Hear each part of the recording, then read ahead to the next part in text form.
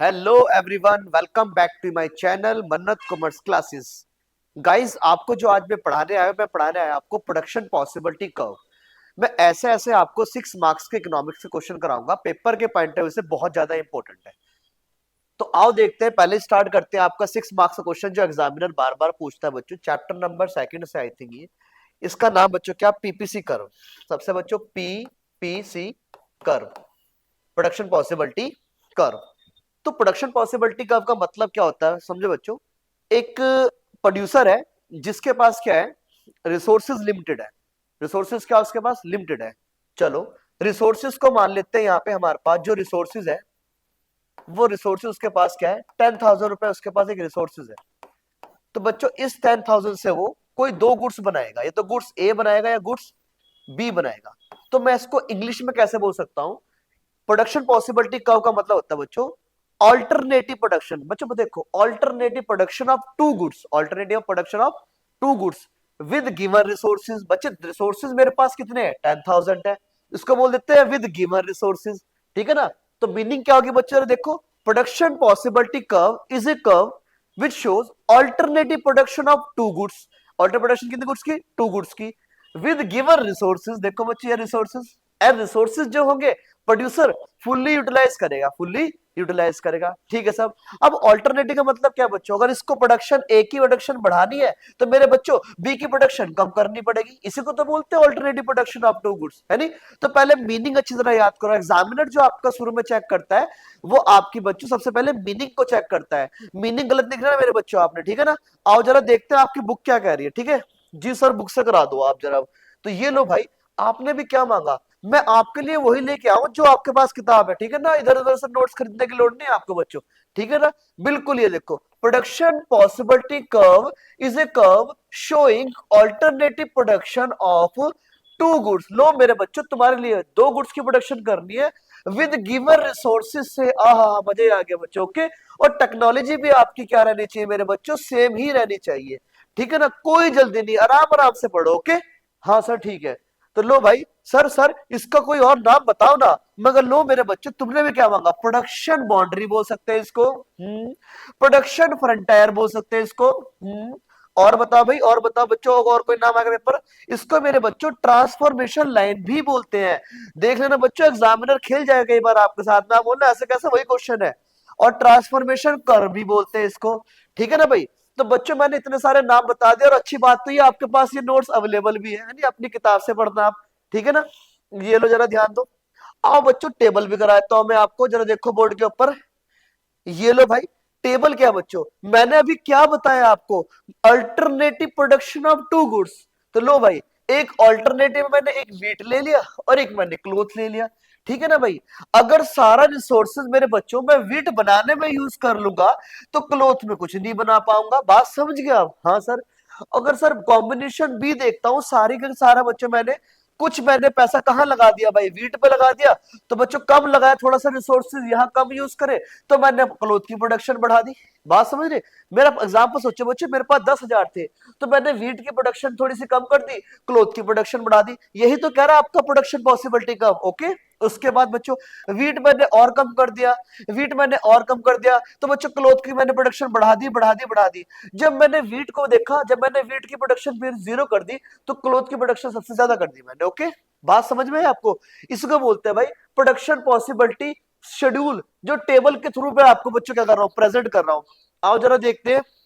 अब सर यहाँ एक टॉपिक और निकल के आया भाई, बताओ सर कौन सा टॉपिक निकल के आया। सर यहाँ निकल के एक टॉपिक बताओ, मार्जिनल रेट ऑफ सब्स्टिट्यूट। ये भी टॉपिक निकल के आ गया यहाँ से। सर कैसे, मैंने ये बोला भाई, जरा देखो बोर्ड के ऊपर बच्चों, वीट की प्रोडक्शन कम हो रही है, कितनी कम हुई भाई यहाँ पे, जल्दी बताओ। सर ये 10 रुपए कम हुई, इसका डिफरेंस बताओ बच्चों। 90, 100 में से 90 के कितने हुए, 10। और फिर बच्चों 90 में 70 के कितने बचे, 20। ठीक है ना। और बच्चों 70 में 40 के कितने बचे, जल्दी बताओ, 30। और बच्चों जल्दी बताओ, 40 में से जीरो कितने बचे बताओ, 40 में जीरो का सर 40 ही बचे। ओके 40।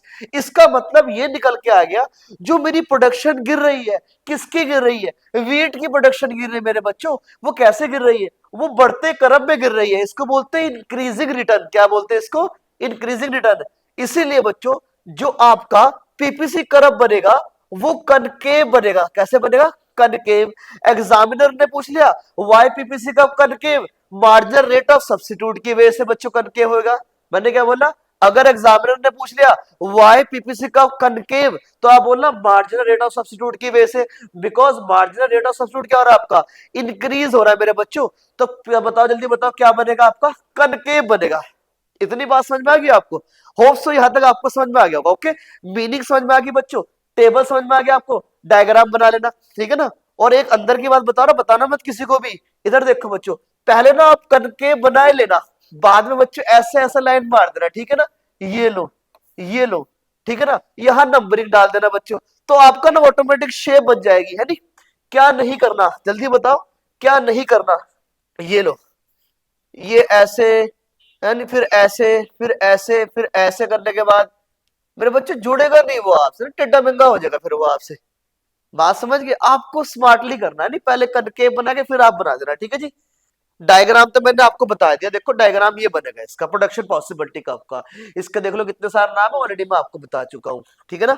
तो प्रोडक्शन पॉसिबिलिटी कब ये बना रखा बच्चों आपका 100 पे, नहीं 0 पे। यहाँ प्रोडक्शन क्लोथ की कितनी है जल्दी बताओ, यहाँ पे सर क्लोथ की प्रोडक्शन 0 है, तो वीट कितनी आ गई आपकी 100 आ गई, नहीं बात समझ गए। फिर यहाँ आपकी क्लोथ वीट कितनी प्रोडक्शन 90, यहाँ पे 90, देन क्लोथ कितनी 1, वीट की कितनी बच्ची यहाँ पे 20 कितनी भाई 90 है वीट है यहाँ पे, और क्लोथ कितना यहाँ पे 1 है। ओके डन, ये बच्चों आपका डायग्राम आ गया डन। तो आपको क्या काम करना, पहले स्मार्टली ना आपको ऐसे करके ना, ऐसे करके पहले कनकेव बना देना है। फिर बच्चों ऐसे करके एक, इसके करके दो, फिर बच्चों कितना जल्दी बताओ 3, है नहीं। फिर कितना कितना लिखना आपने यहाँ पे 90, फिर कितना लिखना है बच्चों आपको 70, फिर कितना लिखना आपको 70 के बाद 40, ठीक है ना। फिर अपने 1 2 3 और 4। बात तो मेरे बच्चों अभी वही रही, ये लो, ठीक है ना, आपका कनकेव भी बन गया। बात समझ गए ना, ऐसे पेपर में स्मार्टली वर्क करना आपको, ठीक है सर। अब आगे चलो बच्चों, मैं ये बोल रहा हूँ हमारी इकोनॉमिक्स चलती है ना अजम्पशन बेस पे चलती है। हमने बोला हम किसी 2 गुड्स की प्रोडक्शन करेंगे ना, तो 3 की भी तो कर सकते हैं, 4 की भी तो कर सकते हैं। माइक्रो पढ़ा रहा हूँ आपको, छोटे लेवल की बात कर रहा हूँ अभी। तो आपको मेरी जो माइक्रो इकोनॉमिक्स, मेरी इकोनॉमिक्स से अजम्पशन बेस पे चलती है। ये नहीं होता कि आपको ये पूरा पूरा एग्जैक्टली आपको मैं बता दूंगा कि ऐसा ही होगा, ऐसा कोई भी नहीं बता सकता भाई। कोई भी इकोनॉमिक्स पकड़ के ले गया, कोई भी बंदा नहीं बता सकता हमारी इकोनॉमिक में क्या होने वाला है। तो हमारी इकोनॉमिक चलती है बच्चों अजम्पशन बेस पे। किस पे चलती है भाई? अजम्पशन बेस पे। तो बच्चों इसकी भी कुछ ना कुछ अजम्पशन होगी। हाँ हाँ सर इसकी अजम्पशन बता दो, तो ये लो भाई अजम्पशन, ये मेरे बच्चों ध्यान दो जरा बोर्ड के ऊपर। मैंने बोला हम किसी 2 गुड्स की अल्टरनेटिव प्रोडक्शन करेंगे, तो बच्चों अल्टरनेटिव प्रोडक्शन करने के लिए रिसोर्सेज तो होने चाहिए ना आपके पास, रोकड़ा भी तो होना चाहिए। तो पहली बात बोला बच्चों आपके पास रिसोर्सेज होने चाहिए, रिसोर्सेज आर गिवन। और साहब रिसोर्सेज को यहां वहां यूज मत करना आप, रिसोर्सेज को फुल्ली और एफिशिएंटली यूटिलाइज करना आप। और जो आपकी प्रोडक्शन की टेक्निक है बच्चों, जो भी टेक्नोलॉजी आप यूज करें उसी टेक्नोलॉजी को रखोगे आप टेक्नोलॉजी को चेंज नहीं करोगे, ठीक है ना। जैसे बच्चों हमारे पास पहले का, जैसे मैं जस्ट एग्जांपल दे रहा हूँ, हमारे पास पहले छोटे कंप्यूटर हुआ करते थे, नई टेक्नोलॉजी की वजह से नए लैपटॉप आ गए, फिर और अपडेट हुए, अपग्रेड होते रहे। उसने बोला आप जो भी टेक्नोलॉजी यूज करो ना प्रोडक्शन करने के लिए, वही टेक्नोलॉजी। तो देख लो बच्चों मेरे पास एक ट्रैक्टर है, जो ट्रैक्टर में यूज कर रहा वही ट्रैक्टर यूज करूंगा मैं, यानी कि अपग्रेड कोई नई टेक्नोलॉजी लेके आ जाऊंगा, ठीक है ना। अजम्पशन बेस लगा रहे हैं, ठीक है ना। तो लो बच्चों 3 अजम्पशन। अब सर मैं आप ये बता दो पेपर में कैसे लिखना है आपको। सबसे पहले मीनिंग, आओ जरा बोर्ड के ऊपर, मीनिंग लिखोगे आप, है नी। फिर बच्चे फिर क्या करेंगे, हम अजम्पशन लिखेंगे। लो मेरे भाई अजम्पशन भी डाल डाल। इसके बाद बच्चों क्या लिखोगे आप, इसके बाद लिखोगे बच्चों क्या आप, टेबल, सुंदर सुंदर टेबल बनाओगे बच्चों। फिर क्या बनाओगे आप, डायग्राम, है नी। मीनिंग मैंने आपको बता दी, पीपीसी का अल्टरनेटिव प्रोडक्शन ऑफ 2 गुड्स, ठीक है ना। अजम्पशन क्या रहेगा, resources are given, given resources fully utilize. Table बच्चों मैंने बना दिया आपका, एक वीट ले लें, एक मैंने क्लोथ ले लिया आपके लिए। डायग्राम बच्चों आपके खून में बस ही गया होगा, कनकेव बनेगा इसका, ओके ठीक है बच्चों। आओ दूसरे क्वेश्चन पे चलते हैं, पीपीसी करो अच्छी तरह करके जाना, क्वेश्चन जरूर आएगा आपके पेपर के अंदर। तो देखो बच्चों अगला क्वेश्चन देखते हैं, फिर हम अगला क्वेश्चन तैयार करते हैं। अगला क्वेश्चन जो पेपर में एग्जामिनर पूछ सकता है वो कौन सा है भाई आपका। तो बच्चों अब ये क्या है भाई, ये भी एक लॉ है। इस लॉ का मतलब समझ लो आप, law of diminishing margin utility का मतलब ये होता है, अगर कोई कंज्यूमर बच्चों बार बार एक ही कॉमोडिटी को कंज्यूम करेगा, तो जो मार्जिनल यूटिलिटी बच्चों, टोटल की बात नहीं कर रहा, मार्जिन की बात कर रहा, जो मार्जिनल यूटिलिटी है बच्चों वो डिक्रीज होना स्टार्ट हो जाएगी। It can be zero, it can be negative. तो आओ जरा मीनिंग और मैं आपको अच्छी तरह बताता हूं। जैसे बच्चों आपने क्या काम करा, आप किसी ना किसके पास गए, मोमोज वाले के पास गए बच्चों आप। तो आपने पहला मोमोज खाया तो आपको सेटिस्फैक्शन तो मिलेगी ना, इसी सेटिस्फैक्शन क्या बोलते हैं, यूटिलिटी, ठीक है ना। फिर जब आप अगला बच्चों मोमोज खाओगे तो आपको जो यूटिलिटी मिलेगी पहले के मुकाबले में, जो मार्जिन होगा वो गिरना स्टार्ट होएगा। फिर तीसरे में और कम मिलेगा मार्जिन, चौथे में और कम मिलेगा मार्जिन, पांचवें में और कम मिलेगा बच्चों, छठे में आगे बोलोगे ना भैया ना, अब और नहीं खाना है, पेट भर गया आपका, क्योंकि मार्जिन बच्चों जीरो हो गया आपका। और सर फिर अगर लेकिन आपने फिर भी, आपके दोस्त वगैरह ने फिर ये बोला नहीं नहीं नहीं खाओ खाओ, और आपने खा लिया, तो आप उल्टी भी मार सकते हो। इसका मतलब बच्चों मार्जिन नेगेटिव भी जा सकता है, आपको सेटिस्फेक्शन क्या मिलेगी और खाया में निकल जाएगा आपका। बात ये ना, यही बोलता है मेरा लॉ बच्चों, law of diminishing marginal utility. जब एक कंज्यूमर बार बार एक ही कॉमोडिटी को बार बार कंज्यूम करेगा तो उससे मिलने वाली यूटिलिटी क्या होगी बच्चों, मार्जिन यूटिलिटी डिक्रीज होना स्टार्ट हो जाएगी। Okay, that is called law of diminishing marginal utility. ठीक है भाई, चलो आगे।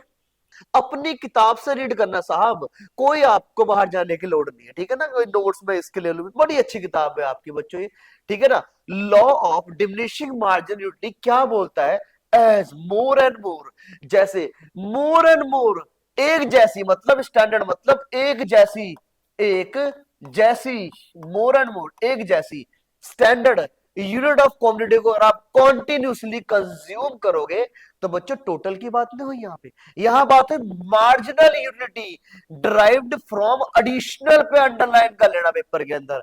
मार्जिन यूनिटी अगली यूनिट से, मैंने बोला अगली यूनिट से, margin unit drive from additional unit must decline, वो गिरनी स्टार्ट हो जाएगी मेरे बच्चों। ओके, और इट कैन बी जीरो और it can be negative, it can be negative. मेरा एग्जांपल याद रखना बच्चों, बार बार अगर आप किसी कॉमोडिटी को कंज्यूम करोगे तो उससे मिलने वाली आपकी मार्जिन यूटिलिटी क्या होगी, जल्दी बताओ, डिक्रीज होना स्टार्ट हो जाएगी। आओ जरा मैं आपको इसी चीज को टेबल से भी समझा देता हूं। आपने पहला भाई मोमोज खाया तो आपको सेटिस्फैक्शन मिली 15, टोटल यूटिलिटी आपको 15 मिली, तो मार्जिन भी कितनी मिली भाई, 15 ही मिलेगी आपको। ओके, जैसे भाई आपने दूसरा गोलगप्पा, क्या बताओ, गोलगप्पा याद आ रही, मोमोज की बात हो रही है यहाँ पे, दूसरा आपने मोमोज कंज्यूम किया, टोटल तो बढ़ा, लेकिन बच्चों इनका डिफरेंस देखो, इन दोनों डिफरेंस देखो, इन दोनों डिफरेंस कितना हुआ, 13। इसी मार्जिन बच्चों मैं कह रहा हूं एडिशनल यूनिट, एडिशनल मतलब होता अगली, एडिशनल मतलब अगली अगली यूनिट कंज्यूम करने से जो भी आपको एडिशनल यूटिलिटी मिली, एडिशनल कितनी मिली बच्चे से बताओ, 13, इसी को मार्जिन बोलते हैं, इसे क्या बोलते हैं, मार्जिन बोलते हैं। रट्टा नहीं मारना आपने बिल्कुल भी, यानी फिर मैंने बोला फिर अगली, अगली मतलब एडिशनल, थर्ड यूनिट कंज्यूम करी तो 2 और 3 के बीच में बच्चों कितना डिफरेंस है बताओ इन दोनों के बीच में, सर यह है 12, ये इसी एडिशनल को क्या बोलते हैं हम, मार्जिनल यूटिलिटी।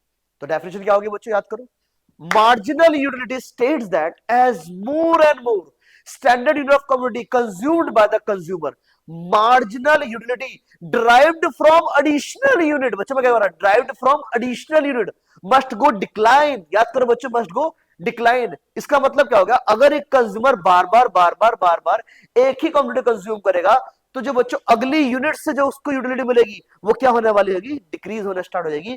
डिक्रीज बोल लो बच्चों, डिक्लाइन बोलो, एक ही बात है। इट कैन बी जीरो, वो जीरो भी हो सकती है, और इट में बी नेगेटिव मेरे बच्चों, वो नेगेटिव भी हो सकती है। सर हम इसको ट्राई करेंगे, ट्राई करना बच्चों इस लॉ को, आप तो इस लॉ को अपने जीवन के अंदर रोज रोज ट्राई करते हो, ठीक है ना। ये तो हम आपको आज बता रहे हैं, हाँ सर हम तो बता रहे हैं, हम खाना भी खाते हैं तो रोटी के हिसाब से देखते हैं हम कितने हमने चपाती खाई, कितने हमने चाटे की बात नहीं, चपाती की बात कर रहा हूं मैं, बात समझ गए, हाँ लो भाई, तो बात समझ में आ गई जी सर, बात तो समझ में आ गई। जल्दी बताओ बच्चों, सबसे पहले क्या करो पेपर के अंदर, सर पेपर के अंदर सबसे पहले लिखेंगे हम क्या, मीनिंग। ये लो भाई, मीनिंग होगी भाई, अजम्पशन देखते हैं भाई। चलो उस हमारे जो एग्जांपल में लिया गया वो टी, कप ऑफ टी लिया गया बच्चों, नहीं अगर आप पहला कप ऑफ टी पिया आपने तो आपको सेटिस्फेक्शन मिलेगी, फिर दूसरा कप पिया, फिर तीसरा कप पिया, तो उसने एक बात ये बोली जरा आपके जैसे, कह रहा स्टैंडर्ड यूनिट होनी चाहिए आपके कप की, ये नहीं कि पहले एक बार आपने कप से चाय पी ली, दूसरी बार आपने चम्मच से पी ली, ऐसा नहीं होगा। जो आपकी यूनिट होगा वो, जो आपकी यूनिट होगी उसकी यूनिट का साइज क्या होगा, स्टैंडर्ड होगा, क्या होगा भाई, स्टैंडर्ड होगा। तो लो भाई, only standard unit of the quantity are consume, ठीक है ना भाई, कंजप्शन क्वांटिटी कॉन्टिन्यूसली बच्चों, और आप कॉन्टिन्यूसली करो, ऐसा नहीं कि आपने अभी सुबह खाया एक मोमोज, फिर शाम को खाया एक मोमोज, फिर उससे अगले दिन खाया एक मोमोज, और आप कहोगे फिर तो सर हमारी सेटिस्फेक्शन बढ़ी जा रही है। अरे बच्चों, आपने खाना है लेकिन कॉन्टिन्यूसली खाना है, ये नहीं कि आपने एक सुबह खाया, एक शाम को, फिर एक दोपहर को, फिर एक कल, फिर परसों, ऐसा नहीं खाना आपने। कॉन्टिन्यूसली खाना है, उसी टाइम कंज्यूम करना है। तो लो भाई, दूसरे जंक्शन क्या होगी मेरे पास, कॉन्टिन्यूसली कंज्यूम करना है। ये नहीं कि भाई हाँ हाँ हाँ, क्या आज हमने आज खा लिया, कल को हम कल को खाएंगे, ऐसे ऐसे नहीं करोगे आप। ठीक है ना बच्चों? तो ये भी आपका 6 नंबर का आ सकता है। कैसे लिखना है, जल्दी बताओ। सबसे पहले मीनिंग, उसके बाद बताओ भाई। सर उसके बाद होती है अजम्पशन। हाँ, उसके बाद क्या होगा, जल्दी बताओ बच्चों। उसके बाद बनाओगे इसका आप टेबल, इसके बाद बनाओगे इसका डायग्राम। ठीक है भाई? तो बच्चों इसी सीक्वेंस में अगर करोगे तो ज्यादा बेस्ट रहेगा। वैसे तो आप आगे पीछे कर सकते हो, लेकिन सीक्वेंस यही रहे तो ज्यादा बेटर रहेगी। मीनिंग के बाद अजम्पशन लिखो। जरूरी नहीं टेबल और अजम्पशन बाद में लिख सकते हो आप, लेकिन बच्चों सीक्वेंस अगर ये फॉलो करोगे तो एग्जामिनर पे ज्यादा अच्छा फर्क पड़ता है। ओके, आपका पेपर ज्यादा अट्रैक्टिव रहेगा और बच्चों के मुकाबले में। बात समझ में आपको? तो मीनिंग आपको पता लगेगी लॉ ऑफ डिमिनिशिंग की, अजम्पशन पता लगेगी, अजम्पशन क्या होगी, कॉन्टिन्यूसली कंज्यूम करेंगे, स्टैंडर्ड यूनिट को रखेंगे हम। बात समझ गए? इसके बाद टेबल, मैंने आपको टेबल नहीं बताया सर, मैंने इसका आपका उसका टेबल में देख, आप टोटल को मत बीच में लेके आना, बस आपसे मतलब टोटल तो बच्चों समझाने के लिए समझाया था मैंने कि टोटल से ही मार्जिन निकलता है। टोटल से क्या निकलता है, आप पेपर में जो डायग्राम टेबल बना के आओगे, एक कम्युनिटी में 10, फिर आपको दूसरी में 5, फिर तीसरी में 0, फिर आप चौथे में नेगेटिव, और पांचवें में आपका फिर नेगेटिव हो गया। ओके, डन ये वाली बात। तो ये आपका नॉर्मल सा टेबल हो जाएगा। ठीक है ना? इतना टाइम है नहीं बच्चों आपके पास, जल्दी आप इसको रिवाइज करना घर के ऊपर, पेपर आपके सर पे है। ठीक है ना? और आपको अच्छे मार्क्स भी चाहिए। ओके, फ्री हैंड से बच्चों आप डायग्राम बना के आओगे पेपर के अंदर, नॉर्मल सा। ठीक है ना? यहाँ पर अगर अगर टच लाइन बच्चों यहाँ पे होगी तो इसका मतलब ये 0 वाली लाइन होती है। अगर बच्चों लाइन इस वाली लाइन से लाइन नीचे निकल गई तो ये नेगेटिव वाली लाइन होती है। ओके, तो हमारा क्या बन गया, एम यू।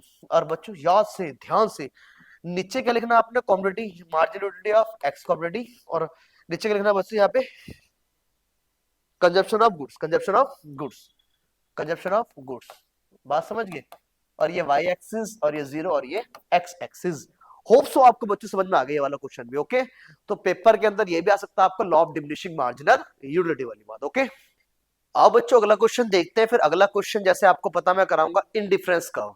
जब हम मार्जिनल यूटिलिटी कर चुके हैं तो इंटरेस्ट इनडिफरेंस कर्व क्यों, थोड़ी सी हिंट दूंगा आपको, फिर अपने मेन क्वेश्चन पे आ जाऊंगा। ओके, दो क्वेश्चन है आपके, एक तो हमारा law of diminishing marginal utility, law of diminishing marginal utility, और दूसरा आपका आईसी कर्व। गाइस जरा बोर्ड पे देखो यार, ध्यान से देखो, मैं ये कहना चाह रहा हूं आपसे, जो law of diminishing marginal utility है, इसके अंदर हम यूटिलिटी को जो मेजर करते हैं वो किसमें करते हैं भाई, कार्डिनल नंबर में। जैसे कि 1, 2, 3, 4, ये कार्डिनल नंबर है बच्चों। तो law of diminishing margin utility में जो यूटिलिटी को मेजर करते हैं वो कार्डिनल नंबर में करते हैं। लेकिन साहब इन डिफरेंस में जो हम यूटिलिटी को मेजर करेंगे बच्चों वो ऑर्डिनल नंबर में करेंगे। जैसे रैंक देंगे बच्चों, रैंक नंबर, इस यहाँ पे हम ना यूटिलिटी जो देते हैं किस गुड से कितनी सेटिस्फैक्शन मिल रही है वो कार्डिनल नंबर में नहीं, वो ऑर्डिनल नंबर में देंगे।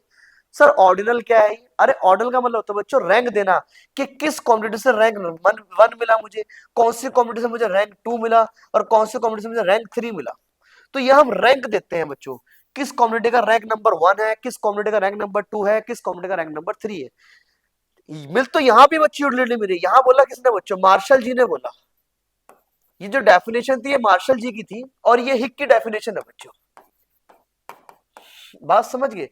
हिक ने जो यूटिलिटी को मेजर करा है वो कार्डिनल, वो ऑर्डिनल नंबर में करा है, और मार्शल जी ने जो बच्चों करा है, जल्दी बताओ, यूटिलिटी को जो मेजर किया गया है यहाँ किया गया भाई कार्डिनल नंबर में, या ऑर्डिनल और यहाँ पे कार्डिनल। अब बच्चों इंडिफरेंस कर्व का मतलब क्या होता है मैं आपको अब यह समझाने वाला हूं। आओ जरा देखो बोर्ड के ऊपर, indifference curve is a curve, ऐसा कर्व। अब बच्चों जब आप रैंक दोगे तो कम से कम 2 गुड्स तो होने चाहिए ना, गुड्स 1 में कितना रैंक, गुड्स 2 में कितना रैंक। तो जो यूटिलिटी हमने पिछले वाले चैप्टर अभी मैंने पिछले वाले क्वेश्चन में जो आपको कराया, वहां पर जो आपको law of diminishing margin utility कराया मैंने, वहां एक गुड्स ली थी बच्चों, याद रखो मैंने एक ही बोला था, एक कम्युनिटी को बार बार कंज्यूम करोगे, ऐसा नहीं बोला बच्चों। आईसी में, आईसी के अंदर आएंगे 2 गुड्स, कितने गुड्स आएंगे भाई, 2 गुड्स। और वहां से क्या देना है मुझे, वहां से मुझे रैंक देना है भाई, कौन सी कम्युनिटी ज्यादा सेटिस्फेक्शन दे रही है, रैंक 1, रैंक 2, रैंक 3। ठीक है ना बच्चों? तो एक कॉम्बिनेशन बनाऊंगा यहाँ पे। तो इंडिफरेंस कर्व की क्या मीनिंग होती है, इधर देखो बच्चों, indifference curve is a curve which shows different combination of two goods, different combination of two goods which provide same level of satisfaction to the consumer. ये बच्चों आपको आईसी की मीनिंग लिख के आनी है। ओके, आओ मैं आपकी बुक से भी रीड करवा देता हूं। वो कह रहा है कि यहां से देखो ये लो, it shows different combination of two goods, दो कॉमोडिटी, जैसे एप्पल और ऑरेंज, ठीक है ना, offering same level of satisfaction to the consumer. बात समझ गए बच्चों? तो इंडिफरेंस कर्व के अंदर कितनी कॉम्बिनेटर लिखा होगा पेपर के अंदर? दो। लेकिन मेरे बच्चों का लॉ ऑफ डिमिनिशिंग मार्जिन लिखोगे लिखोगे आप एक। याद रखना इस बात को। ओके, अगर इतना डीपली वैसे आता नहीं बच्चों, लॉ ऑफ डिमिनिशिंग मार्जिन किसने बोला? मार्शल जी ने। और बच्चों जल्दी बताओ इंडिफरेंस कर्व किसके फेवर में लिखते हैं बच्चों? हिक के फेवर में। लॉ ऑफ डिमिनिशिंग मार्जिन को हम कैसे कैसे मेजर करते हैं? कार्डिनल नंबर में। और आईसीयू किस में मेजर करते हैं हम? ऑर्डिनल नंबर में। ओके, बात समझ में आ गई आपको? यहाँ क्योंकि हम रैंक देते हैं। सबसे पहले मेरे बच्चों आपको मीनिंग समझ में आ गई? जी सर, मीनिंग समझ में आ गई आपको। ओके, इसके बाद हम जाएंगे इसके टेबल के अंदर। तो ये है आपका, आओ जरा देखते हैं, ये है आपका टेबल। टेबल के थ्रू समझाने की मैं आपको कुछ कोशिश करता हूँ। आओ जरा देखते हैं। कॉम्बिनेशन बच्ची, कॉम्बिनेशन हमारे पास ए है, जहां पे हम कितना एप्पल कंज्यूम कर रहे हैं? 1 एप्पल। और यहाँ कंज्यूम क्या कर रहे हैं आपका? 10 ऑरेंजेस। तो ये कॉम्बिनेशन मान बच्चों देखो, ज्यादा कॉम्बिनेटिव। अच्छा कौन सी कॉम्बिनेटिव बच्चों ज्यादा बता सेटिस्फैक्शन दे रही है? आप बताओ। हाँ भाई आप बताओ, कौन सी कॉम्बिनेटिव ज्यादा सेटिस्फैक्शन दे रही कंज्यूमर को? एप्पल या ऑरेंज? रैंक दो, रैंक दो। ये आईसी वाला कब बना है? वो किस लिए बना है? रैंक के लिए तो बना है। तो बच्चे मैं तो रैंक किसका दूंगा? मैं तो रैंक इसका दूंगा ना, रैंक नंबर 1। क्योंकि ज्यादा तो ऑरेंज कंज्यूम कर रहा है नहीं। बात समझ गए? और कॉम्बिनेशन बी क्या है? यहाँ एप्पल की क्वांटिटी की आप 2 कर रहे हैं, यहाँ कितने?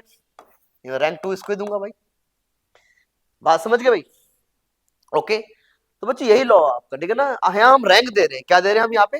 रैंक दे रहे हैं, ठीक है ना भाई। यहाँ पे रैंक बच्चे क्या आ गया आपका? 3 आ गया, 4 पे 4। चलो इस रैंक चौथे देता हूँ आपको। बात समझे? समझे क्या समझाना चाह रहा हूँ आपको? इंडिफरेंस का क्या शो कर रहा है? Different combination of two goods which provide same level of satisfaction. अब बच्चों कॉम्बिनेशन ये भी बनी। अब किसी को ये कॉम्बिनेशन पसंद है, किसी कंज्यूमर को ये कॉम्बिनेशन पसंद है, किसी कंज्यूमर को ये कॉम्बिनेशन पसंद है, किसी कंज्यूमर को ये कॉम्बिनेशन पसंद है। अलग अलग कॉम्बिनेशन पसंद होगी भाई। यहां से बच्चे टॉपिक और निकल के आया, जल्दी बताओ कौन सा टॉपिक निकल के आया? सर यहां से निकल के आया हमारे पास मार्जिनल रेट ऑफ सब्स्टिट्यूट। आओ मार्जिन निकालते। यहाँ तो कोई मार्जिन नहीं बच्चे। है कितना मार्जिन? 3 का है। कितना मार्जिन? 2 का है। कितना मार्जिन? 1 का। इसका मतलब क्या हुआ? बोर्ड पे देखो, मार्जिनल रेट ऑफ सब्स्टिट्यूट है वो डिमिनिशिंग जा रहा है, मतलब डाउन जा रहा है। इसीलिए बच्चे इसका जो मेरे पास डायग्राम बनेगा वो बनेगा कन्वेक्स, ऐसे बनेगा आईसी का। पेपर में है ना कि why marginal, why IC curve convex बच्चों, मार्जिनल रेट ऑफ सब्स्टिट्यूट की वजह से जो मार्जिन है वो डिक्रीजिंग रिटर्न में जा रहा है। ओके, तो सबसे पहले तो आपने बच्चों मीनिंग कर ली। मीनिंग में क्या पढ़ा आपने? मीनिंग पढ़ा इंडिफरेंस का which show different combination of two goods which provide same level of satisfaction to the consumer. ये ऐसी कॉम्बिनेशन बच्चों, यहाँ देखो, किसी कंज्यूमर को ये कॉम्बिनेशन पसंद होगी, किसी को कंज्यूमर को ये कॉम्बिनेशन पसंद होगी, किसी को ये कॉम्बिनेशन पसंद होगी, किसी को ये कॉम्बिनेशन पसंद होगी। तो अगर आप इंडिविजुअल रैंक देना चाहते हो तो इंडिविजुअल रैंक दे दो, नहीं तो यहां से रैंक दे दो भाई, ठीक है ना। अब कोई कंज्यूमर बोला भाई मुझे तो ये पसंद है, मैं रैंक नंबर 1 दे रहा है, इसको रैंक नंबर 2 दे रहा है, इसको 3 दे रहा हूँ, इसको 4 दे रहा हूँ। बात समझ गई? तो अलग अलग कंज्यूमर की अलग अलग प्रेफरेंस होती है, इसे तो बोलते हैं सेम लेवल ऑफ सेटिस्फैक्शन मिलता है, ठीक है ना। अलग अलग कंज्यूमर की अलग अलग प्रेफरेंस होती है बच्चों। चलो आगे चलते हैं। इसके बाद बच्चों देखो आईसी कर्व की कुछ अजम्पशन ले लो। अजम्पशन मतलब ये हो कि कंज्यूमर की जो इनकम वो चेंज नहीं होनी चाहिए, क्योंकि जो कंज्यूमर ज्यादा कमाएगा वो ज्यादा कॉमोडिटी पे खर्च करेगा। तो उसने क्या बोला? पहले अजम्पशन आपकी का कंज्यूमर की इनकम क्या रहेगी? वो सेम ही रहेगी। कंज्यूमर स्पेंड करेगा अपनी income which can be substitute for each other.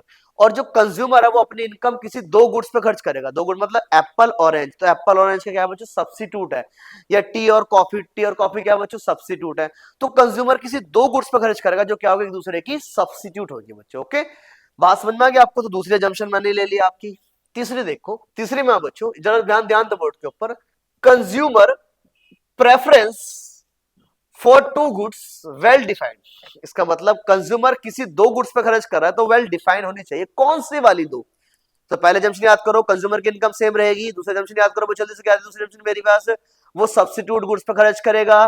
तीसरे जंक्शन क्या बच्चों? जो 2 सब्स्टिट्यूट गुड्स होगी वो वेल डिफाइंड होगी। ओके, इसके बाद बच्चों आप ये भी याद कर सकते हो क्या कि भाई हमेशा, अच्छा एक बात याद रखना, लॉ ये कह रहा है ज्यादा कॉम्पिटिटिव खर्च करने से ज्यादा सेटिस्फैक्शन मिलेगी।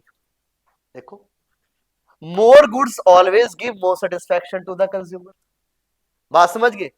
This is called monotonic preference of the goods. ये मेरी मोनोटो, इसका बच्चों एक नंबर में आ सकता है मोनोटोनिक प्रेफरेंस क्या होती है, बात समझ गए पेपर के अंदर। और कंज्यूमर बच्चों रैशनल होना चाहिए, रेडी होना चाहिए खर्च करने के लिए, दिमागी तौर पर ठीक होना चाहिए, वो रेडी होना चाहिए ओके खर्च करने के लिए।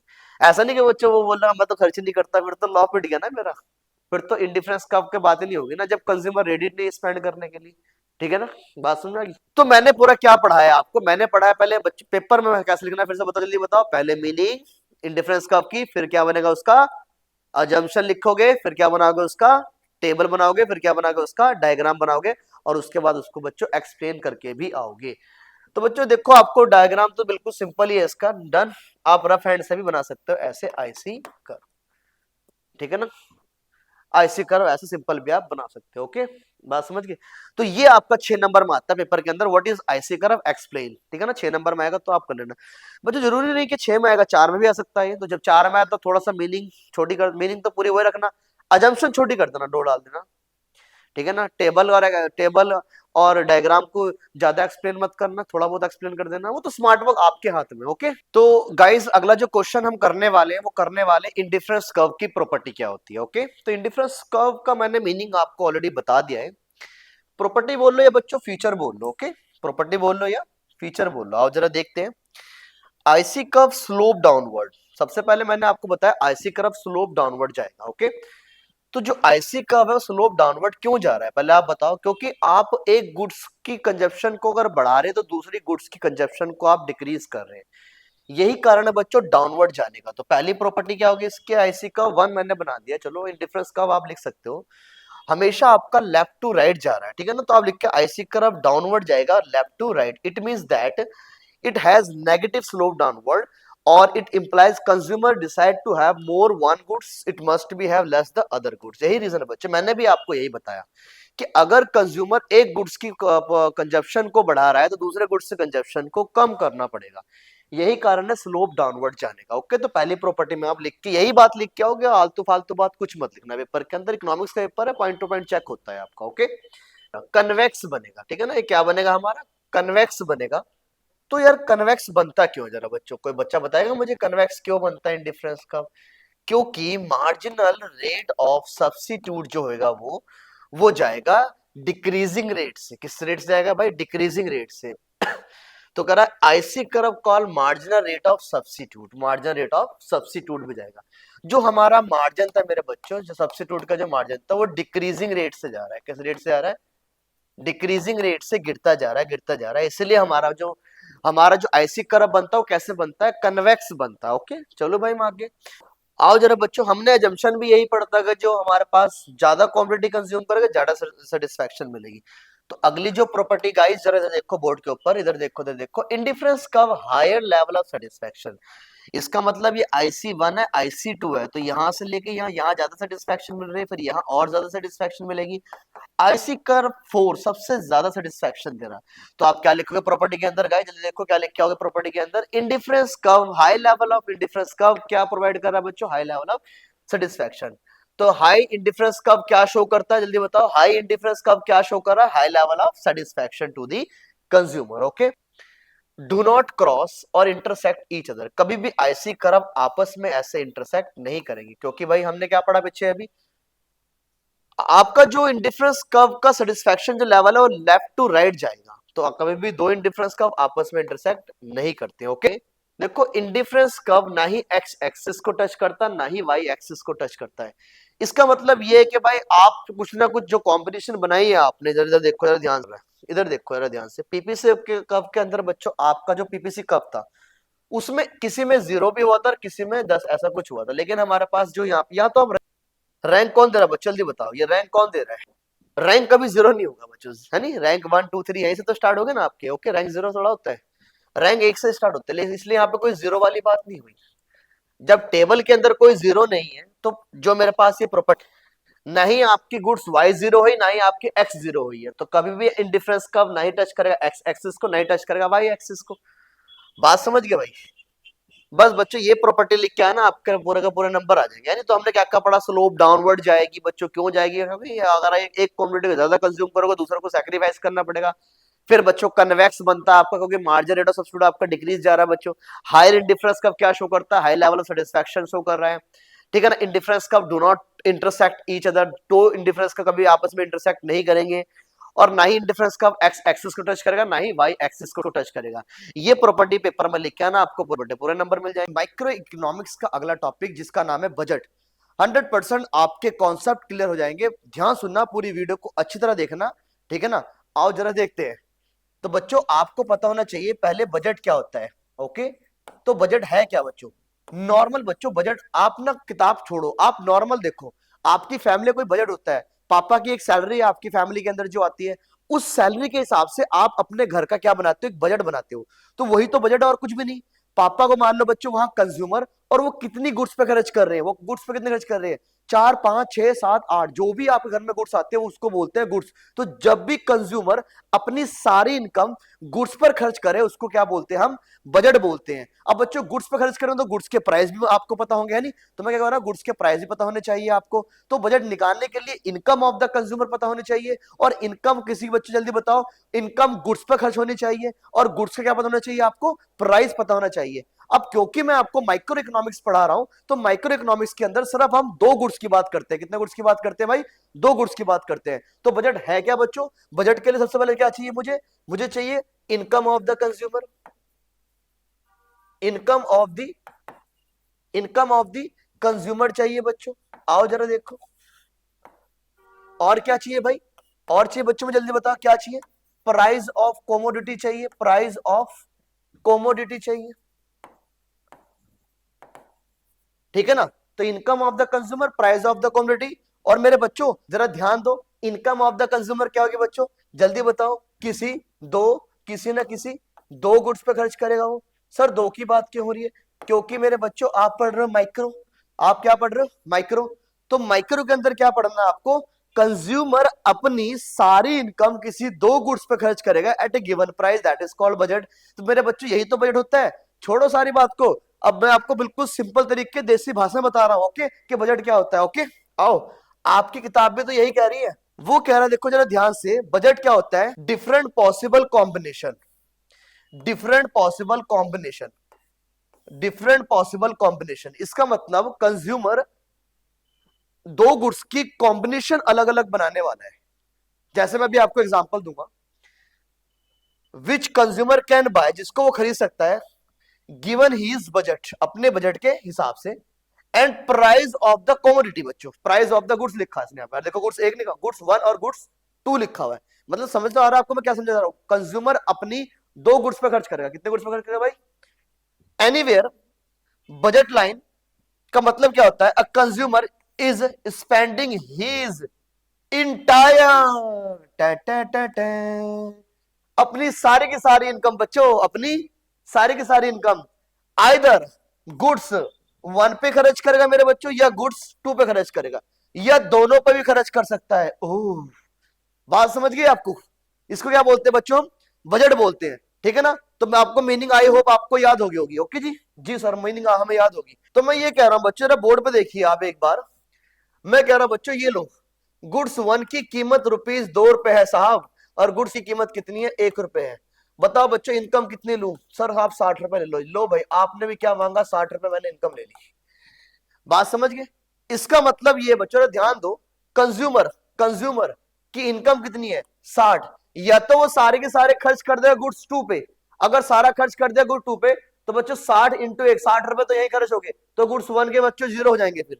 बात समझ गए, इसलिए भाई टोटल एक्सपेंडिचर में कितना करेगा वो, 60 करेगा। बताओ भाई टोटल एक्सपेंडिचर 60 क्यों करेगा, जल्दी बताओ वो, क्योंकि वो अपनी सारी इनकम किसी दो गुड्स पे खर्च करने वाला है, या किसी एक पे भी, या बोथ भी लिखा हुआ था बच्चों वहां पे। बात समझ गए, गुड्स 1 या गुड 2 या बोथ, बोथ का मतलब बच्चों दोनों पे खर्च करेगा, ओके।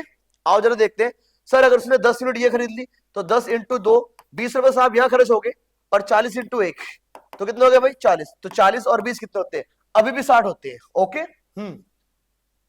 अगर सर उसने 20 इंटू 2 यहां खर्च कर दो, कितना हो गया बच्चों, 40, और 40 इंटू 20 इंटू 1 कितने होते हैं, 20, तो कितने हो गए बच्चों, 40 20 कितने हो गए, अभी भी 60 हो गए। बात समझ रहे भाई बच्चों, मैं क्या समझाना चाह रहा हूं आपको, जल्दी बताओ बच्चों, आपकी रग रग में बजाने चाहिए टॉपिक ये। मैं बजट समझा रहा हूं आपको, और बजट निकलते साहब कमाई के हिसाब से, अगर कमाई ना होगी तो बजट भी ना होगा। ओके, तो बच्चों जब भी मैं अपने बजट को एक रेखा के थ्रू डिनोट करता हूं, ठीक है ना, कर्व के थ्रू डिनोट करता हूं, that is called budget line. ठीक है ना, ये मेरी एक बजट लाइन है बच्चों, जरा देखो ध्यान से, ये मेरी एक बजट लाइन है। इसका मतलब यहां ये मेरी क्या है, औकात, ये कंज्यूमर की औकात है भाई। औकात को बता रहा बच्चों, कंज्यूमर की इनकम को दिखा रहा है। बात समझ गए? तो कंज्यूमर बजट बनाएगा इसी के ऊपर। तो कॉम्बिनेशन यहां बनेगी, यहां बनेगी, यहां बनेगी, जहां बच्चों जहां बनेगी। ठीक है ना, तो ये इसको बोलते हैं अटेनेबल पॉइंट। क्या कौन सा पॉइंट भाई? Attainable point. और जो बच्चे बाहर होंगे, कोई पॉइंट यहां होगा, जैसे एफ पॉइंट है यहाँ पे, इसको बोलते हैं अनअटेनेबल। ठीक है ना भाई, बात समझ गए? ये अटेनेबल पॉइंट और ये अनअटेनेबल पॉइंट होते हैं बच्चों। आगे देखते हैं ना बोर्ड के ऊपर, मैंने बोला जो बजट के अंदर है। आओ जरा बोर्ड पे देखो। सर आपको कहाँ की जल्दी है? मुझे जल्दी है आपके पेपरों की साहब, आपका पेपर आने वाला है, मुझे अपने बच्चों को पास करवाना है।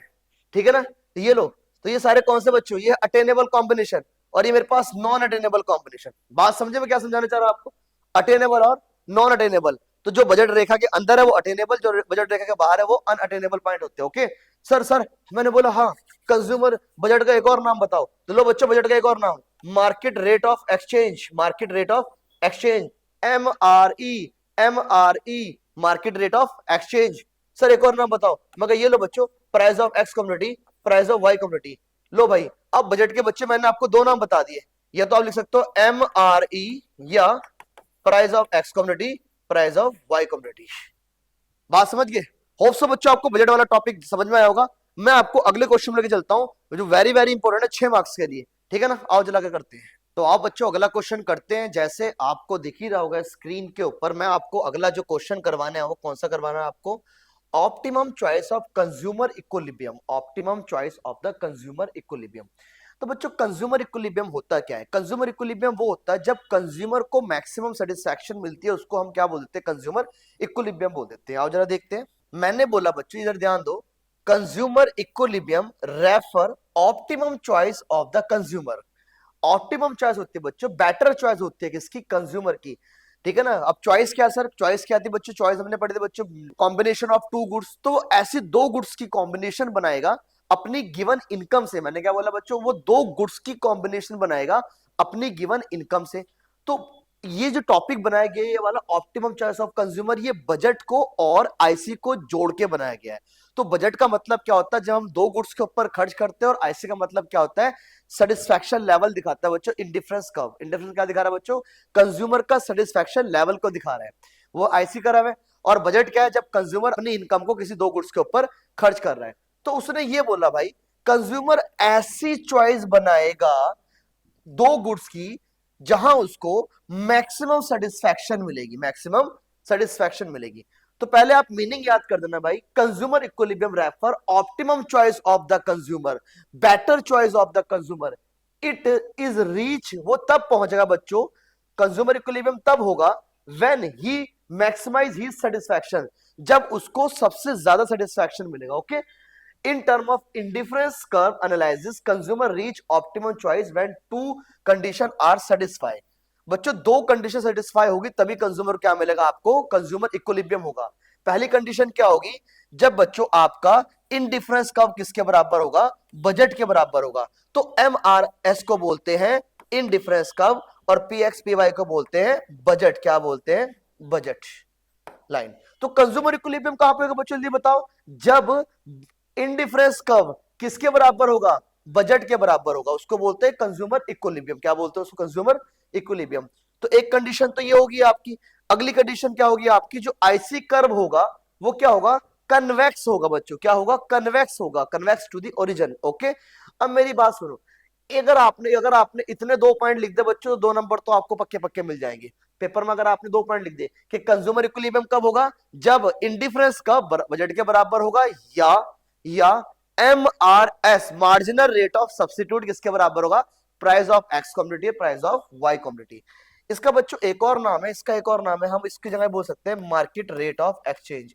तो डरना मत, कभी आपको MRE लिखा गया तो पेपर के अंदर कोई दिक्कत वाली बात नहीं होनी चाहिए। ओके, और MRS का मतलब मार्जिनल रेट ऑफ सब्स्टिट्यूट, इसका मतलब होता है इंडिफरेंस कर्व, और इसका मतलब तो मैंने आपको बता दिया, ये होता है हमारा बजट। लो भाई, डन भाई। इसके बाद बच्चों आपने सबसे पहले बता दिया, मीनिंग बता दिया आपने, कंज्यूमर क्या बता दिया आपने, कंज्यूमर इक्विलिब्रियम की मीनिंग बता दी।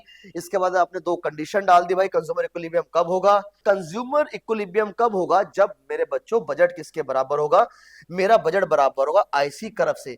तो ये जो मेरा पॉइंट है, ये पॉइंट क्या है, यहाँ पे मेरे पास क्या, market rate of substitute of X और marginal rate of substitute, market बोल रहा हूँ, मार्जिनल रेट ऑफ सब्स्टिट्यूट किसके बराबर होगा, price of X commodity, price of Y commodity. इसका मतलब एमआरएस का मतलब होता है आईसी, और इसका मतलब क्या होता है, बजट। ओके, तो मेरी बात समझे आप, मैं क्या समझाना चाह रहा हूं आपको।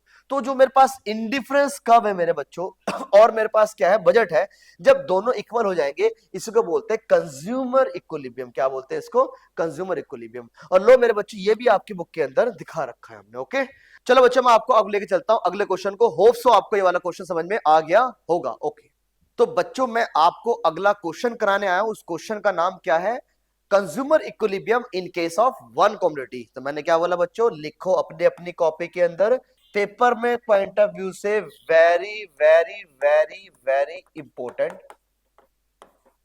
Consumer equilibrium in case of one commodity.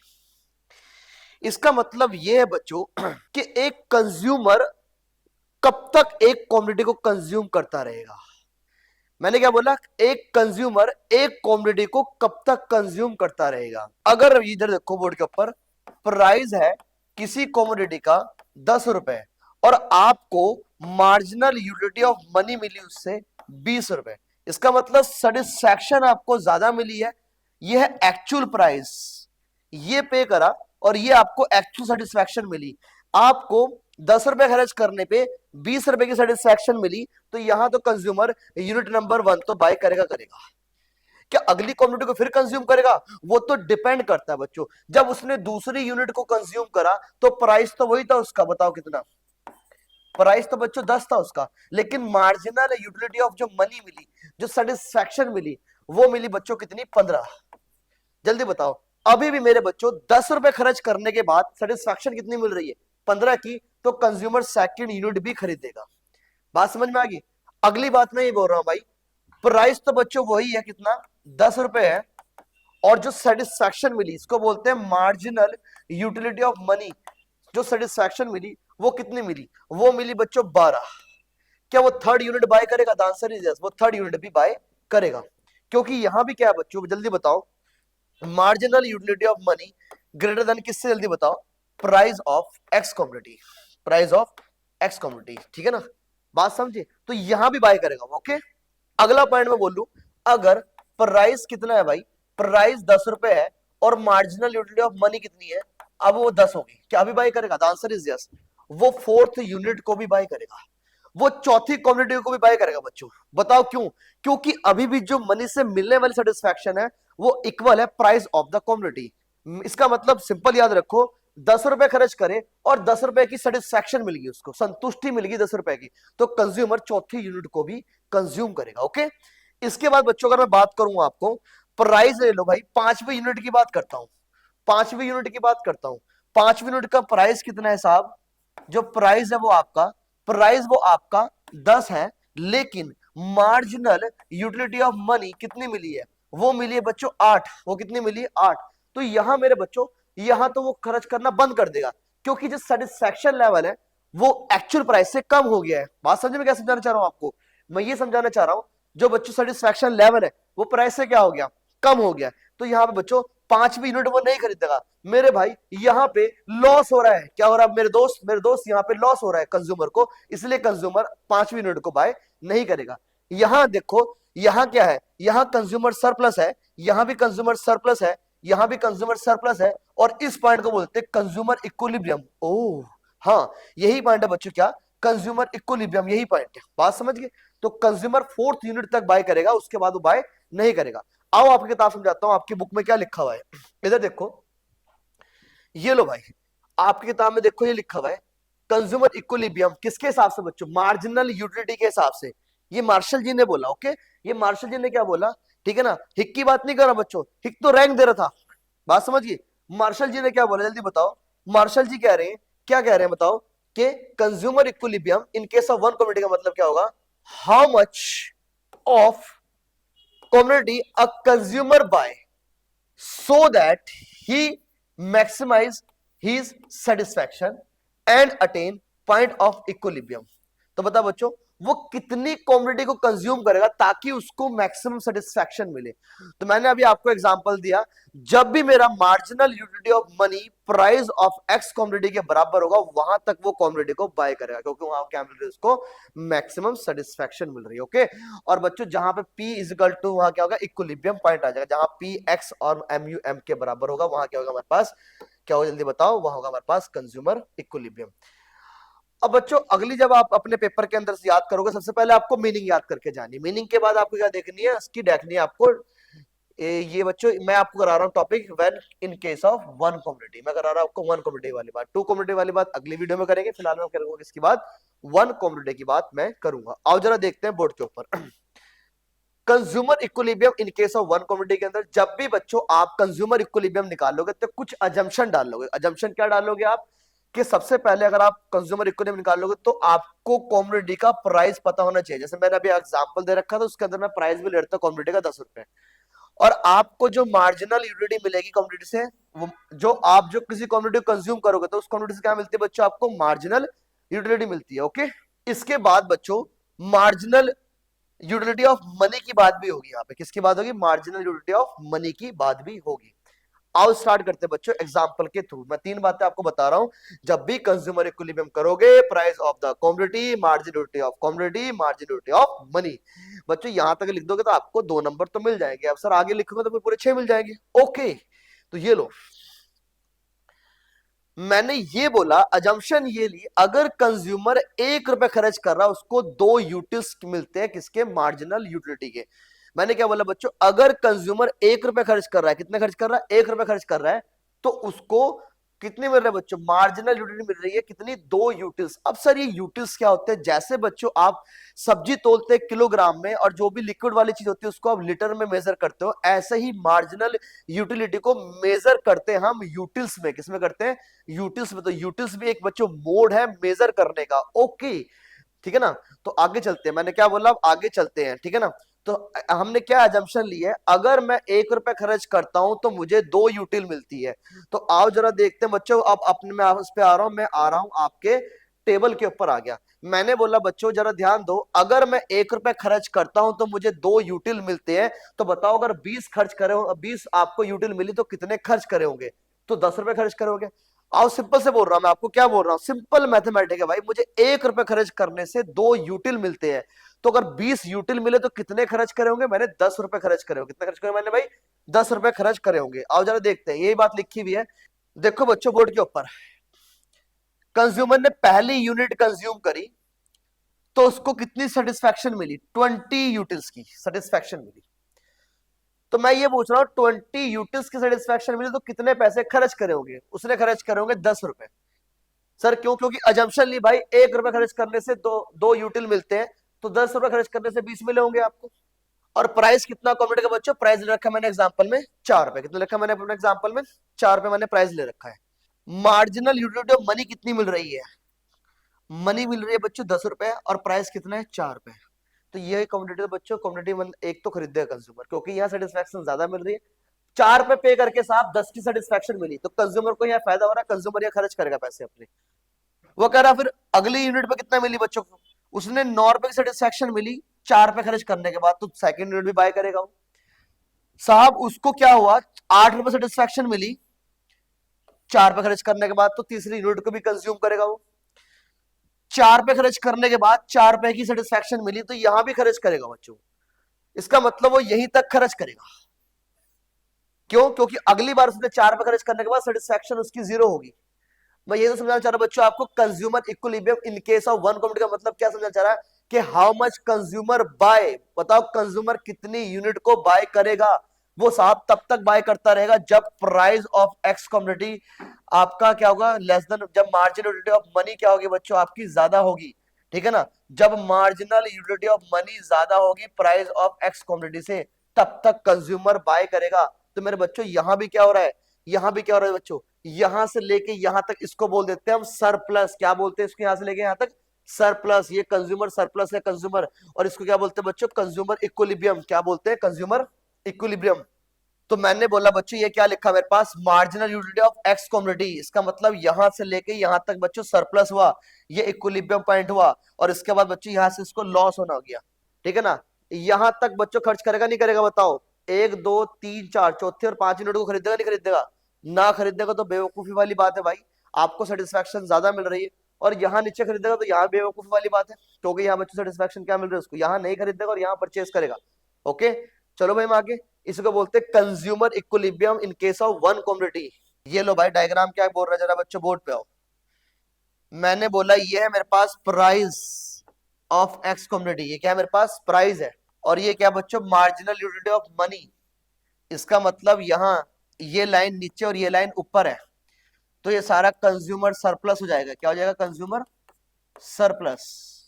और बच्चों जहां पे लाइन आप जहां पे बच्चों प्राइस ऑफ एक्स कमोडिटी किसके बराबर है, मार्जिन यूटिलिटी ऑफ मनी के बराबर हो जाएगा, इसको हम क्या बोलेंगे जल्दी बताओ, जल्दी बताओ क्या बोलेंगे हम इसको बोलेंगे जल्दी बताओ कंज्यूमर इक्विलिब्रियम, क्या बोल रहे हैं कंज्यूमर इक्विलिब्रियम।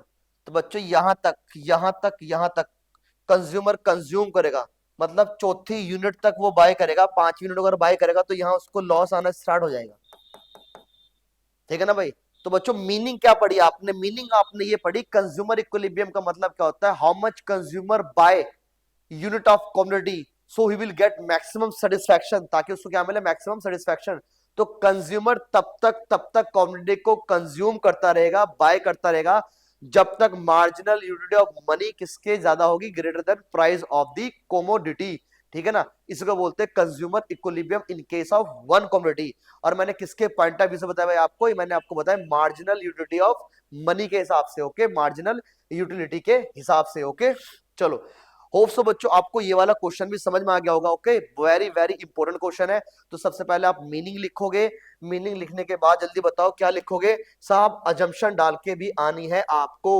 अजम्पशन ये होगी बच्चों, जल्दी आओ जरा बोर्ड के ऊपर, कंज्यूमर इक्विलिब्रियम की अजम्पशन ये होगी कंज्यूमर रैशनल होना चाहिए। आज रैशनल क्या होता है बच्चों, कंज्यूमर रैशनल का मतलब होता है दिमागी तौर से ठीक होना चाहिए, हर कंज्यूमर चाहता है मुझे मैक्सिमम सेटिस्फैक्शन मिले, इसको बोलते हैं रैशनल रेडी टू बाय, मतलब कंज्यूमर चाहता है, हर कंज्यूमर ये चाहता है कि उसको मैक्सिमम सेटिस्फैक्शन मिले, तो यही बोलते हैं कंज्यूमर इक्विलिब्रियम रैशनल होना चाहिए। रैशनल कंज्यूमर वो होता है जो मैक्सिमम सेटिस्फैक्शन लेना चाहता है अपनी इनकम से। कार्डिनल यूटिलिटी, क्योंकि मार्शल जी ने बोला यूटिलिटी को मेजर करते हैं किसमें, कार्डिनल नंबर में, तो बच्चों ये इन केस ऑफ वन कमोडिटी को आपको कार्डिनल नंबर में ही मेजर करना है, ठीक है ना। इसके बाद इंडिपेंडेंट यूटिलिटी, इसका मतलब ये होता है भाई जो भी मैं यूनिट कंज्यूम कर रहा हूं, हर यूनिट कंज्यूम करने से मुझे इंडिपेंडेंट यूटिलिटी मिल रही है। ऐसा नहीं कि आपको पहली यूनिट खाए तो दूसरी खानी ही पड़ेगी, ऐसा नहीं है, आपको हर यूनिट से इंडिपेंडेंट क्या मिल रही है, सेटिस्फैक्शन मिल रही है। और आपकी जो मार्जिनल यूटिलिटी ऑफ मनी क्या होनी चाहिए, वो कांस्टेंट होनी चाहिए। मार्जिनल यूटिलिटी ऑफ मनी, जो मनी सेटिस्फैक्शन होनी, वो कैसी होनी चाहिए आपकी, कांस्टेंट होनी चाहिए, ओके ठीक है बच्चों। तो इस क्वेश्चन को अच्छी तरह तैयार करना, मैं आप अगला क्वेश्चन आपको कराता हूँ आज माइक्रो इकोनॉमिक्स के अगले क्वेश्चन, जिसके अंदर मैं आपको 6 मार्क्स के क्वेश्चन इस वीडियो के अंदर और कवर करूंगा। तो पहला क्वेश्चन है मेरा बच्चों कौन सा, लॉ ऑफ वेरिएबल प्रोपोर्शन। तो लॉ ऑफ वेरिएबल प्रोपोर्शन क्या बोलता है बच्चों, आओ जरा देखते हैं। पहली बात, ये चैप्टर पढ़ना अपने प्रोड्यूसर के पॉइंट ऑफ व्यू। अब साहब प्रोड्यूसर कौन होता है, जो बच्चों प्रोडक्शन करता है गुड्स एंड सर्विसेज की, उसको बोलते हैं हम प्रोड्यूसर, ओके। तो एक एग्जांपल लेते हैं बच्चों, जैसे बच्चों एक खेत है, इसके अंदर एक मशीन है और एक लेबर है हमारे पास। तो मशीन को तो हम बोल लेते हैं फिक्स फैक्टर, मतलब फिक्स रहेगा, ये फिक्स फैक्टर बोलते हैं हम। और जो लेबर है बच्चों, इसको बोलते हैं वेरिएबल फैक्टर, वेरिएबल फैक्टर। अब मेरी बात समझो बच्चों, हमने अपने खेत के अंदर, इसके अंदर एग्रीकल्चर लैंड के अंदर हमें प्रोडक्शन करनी, तो हमने अपने दो फैक्टर को यूज करने हैं, एक तो हमने मशीन को यूज करना है, एक हमने लेबर को यूज करनी है। तो लेबर को बोल देते हैं वेरिएबल फैक्टर और मशीन को बोल देते हैं फिक्स फैक्टर। अब एग्जांपल ये लो आप, एग्जांपल ये लो बच्चों, आप जरा बोर्ड पे देखो, एग्जांपल ये लो कि जो मशीन प्रोडक्शन करती है, मशीन प्रोडक्शन करती है 100 यूनिट की, और जो लेबर है मेरे बच्चों, लेबर प्रोडक्शन करता है 10 यूनिट की। मशीन की जो कीमत है वो है 1 करोड़ की, और लेबर जो ले आता है बच्चों, लेबर की जो दिहाड़ी है वो 500 रुपए की है एक दिन की। अगर पूरी मशीन खरीदता हूं तो 1 करोड़ की मशीन है और लेबर को 500 रुपए हम दिहाड़ी देते हैं। मार्केट में डिमांड भी कितनी है, 110 यूनिट की डिमांड भी है। कितने यूनिट है भाई, 110 यूनिट की डिमांड भी है। अगर बच्चों मार्केट में जो यूनिट की डिमांड है, जो कॉमोडिटी की डिमांड है वो 110 से 120 हो जाए, मतलब 10 यूनिट की डिमांड और बढ़ जाए, तो अभी हम ये कह रहे हैं भाई मार्केट में शॉर्ट रन के अंदर, शॉर्ट रन क्या होता है, 1 साल के अंदर अंदर पीरियड को हम शॉर्ट रन बोलते हैं। मार्केट में बच्चों अगर यूनिट कितनी हो जाए, 110 से 120 की डिमांड हो जाए, तो मुझे प्रोडक्शन तो बढ़ानी है, मैं प्रोड्यूसर हूं, मुझे प्रोडक्शन तो बढ़ानी है। तो बताओ मैं कौन सा फैक्टर बढ़ाऊं, मैं एक मशीन और खरीद के लेके आऊं या लेबर को रखूं, जल्दी बताओ। देखो साहब, अगर एक मशीन लेके आओगे और शॉर्ट पीरियड का टाइम, मतलब 1 साल का पीरियड है, तो 1 साल के अंदर अंदर 1 करोड़ की इन्वेस्टमेंट करना समझदारी वाली बात नहीं है। तो प्रोड्यूसर हमेशा ये सोचता है कि शॉर्ट रन के अंदर प्रोडक्शन हमने को बढ़ानी है, ठीक है ना, शॉर्ट रन के अंदर मतलब शॉर्ट रन के अंदर अपनी प्रोडक्शन को बढ़ानी है, तो क्यों ना फिक्स फैक्टर को कांस्टेंट रखे, मशीन को कांस्टेंट रखते और लेबर को लेके आ जाए, ठीक है ना, और लेबर से बच्चों यूनिट अगली यूनिट बनानी स्टार्ट कर दे। तो बात समझ में आएगी, क्या समझाना चाह रहा हूं आपको, मैं आपको यह समझाना चाह रहा हूं शॉर्ट रन के अंदर अगर प्रोड्यूसर को प्रोडक्शन को बढ़ानी है तो फिक्स फैक्टर को कांस्टेंट रखे और वेरिएबल फैक्टर को बढ़ाए, ठीक है जी, बात समझ में आ गई। यही बच्चों इसके अंदर इसमें क्या होगा, उसकी कॉस्ट कम आएगी, ठीक है ना, क्योंकि भाई अगर आप 1 करोड़ इन्वेस्टमेंट करोगे वो समझदारी वाली बात नहीं है, ठीक है ना। इसी के ऊपर मेरे एक लॉ बन गया, लॉ ऑफ वेरिएबल प्रोपोर्शन। तो लॉ ऑफ वेरिएबल प्रोपोर्शन क्या बोलता है बच्चों, शॉर्ट रन के अंदर लगता है, ये एक बात याद रखना, when a producer more and more combine variable factor with fix factor, जब भी बच्चों कौन, जल्दी बताओ, प्रोड्यूसर कंबाइन करेगा क्या, मोर एंड मोर वेरिएबल फैक्टर किसके साथ में, विद फिक्स फैक्टर, ठीक है ना। Initially marginal productivity of variable factor, मैंने क्या बोला, इनिशियली मार्जिनल प्रोडक्टिविटी बढ़ेगी किसकी, वेरिएबल फैक्टर की, इंक्रीज होगी, पहले शुरू शुरू में साहब क्या होगी, हमारी प्रोडक्शन इंक्रीज होगी, उसके बाद मार्जिनल प्रोडक्टिविटी इंक्रीज होगी, उसके बाद क्या होगी, जल्दी बताओ, उसके बाद फिर क्या होगी, एक टाइम आएगा जब वो डिक्रीज होना स्टार्ट हो जाएगी, ठीक है ना, उसके बाद वो क्या हो जाएगा बच्चों, उसके बाद डिक्रीज होने के बाद क्या होगी, जल्दी बताओ, इट कैन बी नेगेटिव और इट कैन बी जीरो। आओ जरा देखते हैं, ये लो बच्चों बोर्ड पे देखो, आपकी बुक भी यही कह रही है, law of variable proportion state that as more and more variable factor को हम कंबाइन करेंगे किसके साथ में, फिक्स फैक्टर के साथ, तो marginal productivity variable factor, marginal productivity किसकी मेरे बच्चों, वेरिएबल फैक्टर की, में इनिशियली राइज, पहले बढ़ेगी भाई, पहले क्या होगी भाई, बढ़ेगी, फिर बच्चों वो डिक्लाइन होनी स्टार्ट हो जाएगी, इट बिकम, ठीक है बच्चों, वो जीरो भी हो सकती है और फिर वो नेगेटिव भी हो सकती है। लो भाई, यही मैंने बच्चों आपको डेफिनेशन अभी याद कराई है, तो डेफिनेशन याद हुई, अगर एक प्रोड्यूसर को शॉर्ट रन के अंदर प्रोडक्शन को बढ़ानी है तो बताओ क्या करेगा, वो वेरिएबल फैक्टर को बढ़ाएगा या फिक्स फैक्टर को बढ़ाएगा, सिर्फ वेरिएबल फैक्टर को बढ़ाएगा। तो जब वेरिएबल फैक्टर को बढ़ाएगा तो शुरू शुरू में क्या होगा, प्रोडक्शन इंक्रीज होगी, उसके बाद क्या होगी भाई, डिक्रीज होना स्टार्ट हो जाएगी, उसके बाद क्या होगा भाई, इट कैन बी जीरो और नेगेटिव। बात समझ गए, इधर देखो जरा बोर्ड पे देखो, टेबल के थ्रू समझो, लैंड एक फिक्स फैक्टर है बच्चों, ठीक है ना, उसने मशीन ना लेके लैंड को फिक्स फैक्टर मान लेगा, भाई जमीन हमारे पास एक फिक्स फैक्टर है, लैंड का बच्चों 1 हेक्टेयर मान लो उसको, लैंड के हमारे पास जो टुकड़ा है वो 1 हेक्टेयर है, उसके ऊपर आपने 1 लेबर 2 लेबर 3 लेबर 4 5 6 7 ये देखो बोर्ड के ऊपर, ओके, ये लेबर लगा उसने। अब जब 1 लेबर लगाया तो प्रोडक्शन कितनी थी, 2, जब 2 लेबर लगाया तो प्रोडक्शन कितनी होगी, 5, जब 3 लगाया तो प्रोडक्शन कितनी होगी, 9। अगर बच्चों में इनका मार्जिन निकाल लो, मार्जिन कितना है 2, इसका मार्जिन कितना है 3 और इसका मार्जिन कितना है आपका 4, तो ये है मेरे पास इंक्रीजिंग रिटर्न।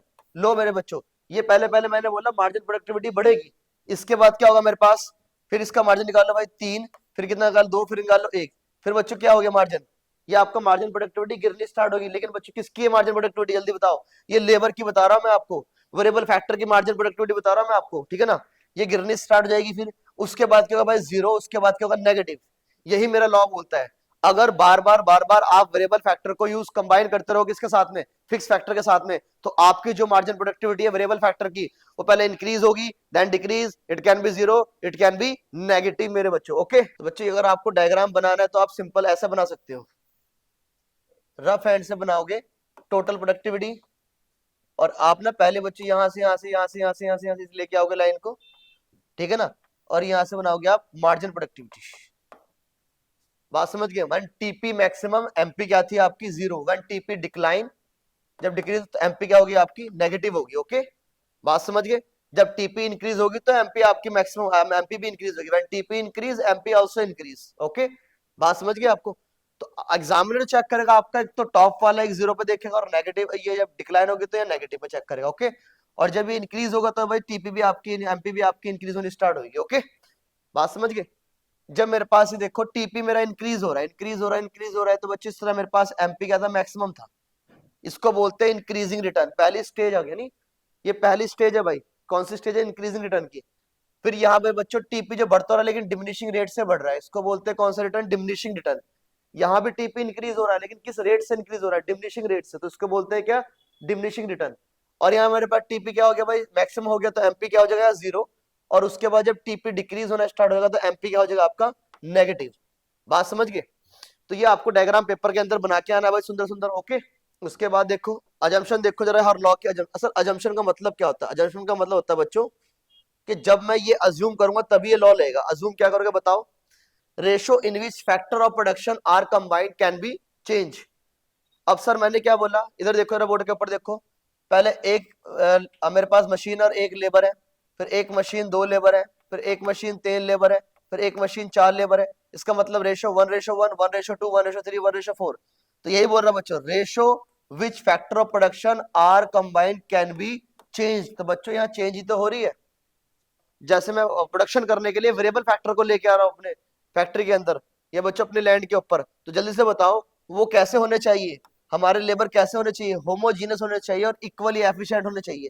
इसका मतलब वो ये कहना चाह रहा है जंक्शन में, जो भी आप लेबर लेके आओगे मशीन के साथ में, आप अगला अगला अगला लेबर जो लेके आओगे आप, तो जब लेबर आप लेके आओगे तो सारे लेबर क्या होने चाहिए? उनको इक्वली एफिशिएंट होने चाहिए, काम करने में इक्वली एफिशिएंट होने चाहिए। ओके, ये नहीं कि एक बंदा अच्छा काम करता है एक गंदा काम करता है, ऐसा नहीं होने चाहिए। ओके, इसके बाद टेक्नोलॉजी आपकी चेंज नहीं होनी चाहिए भाई। टेक्नोलॉजी चेंज क्यों नहीं होनी चाहिए? क्योंकि जो आपके पास रिसोर्सेज आप उसी को यूज करके प्रोडक्शन करोगे। ओके, यही बोला किसने? इस मेरी अजम्पशन ने। तो सर बता, मैंने क्या करा आपको? मैंने आपको करा law of variable proportion. Law of variable proportion state that when more and more variable factor combine with a fixed factor, initially margin productivity of variable factor में increase, then decrease, it become negative and zero. फिर उसका बच्चा आप assumption लिखना। Assumption में क्या लिखना जल्दी बताओ?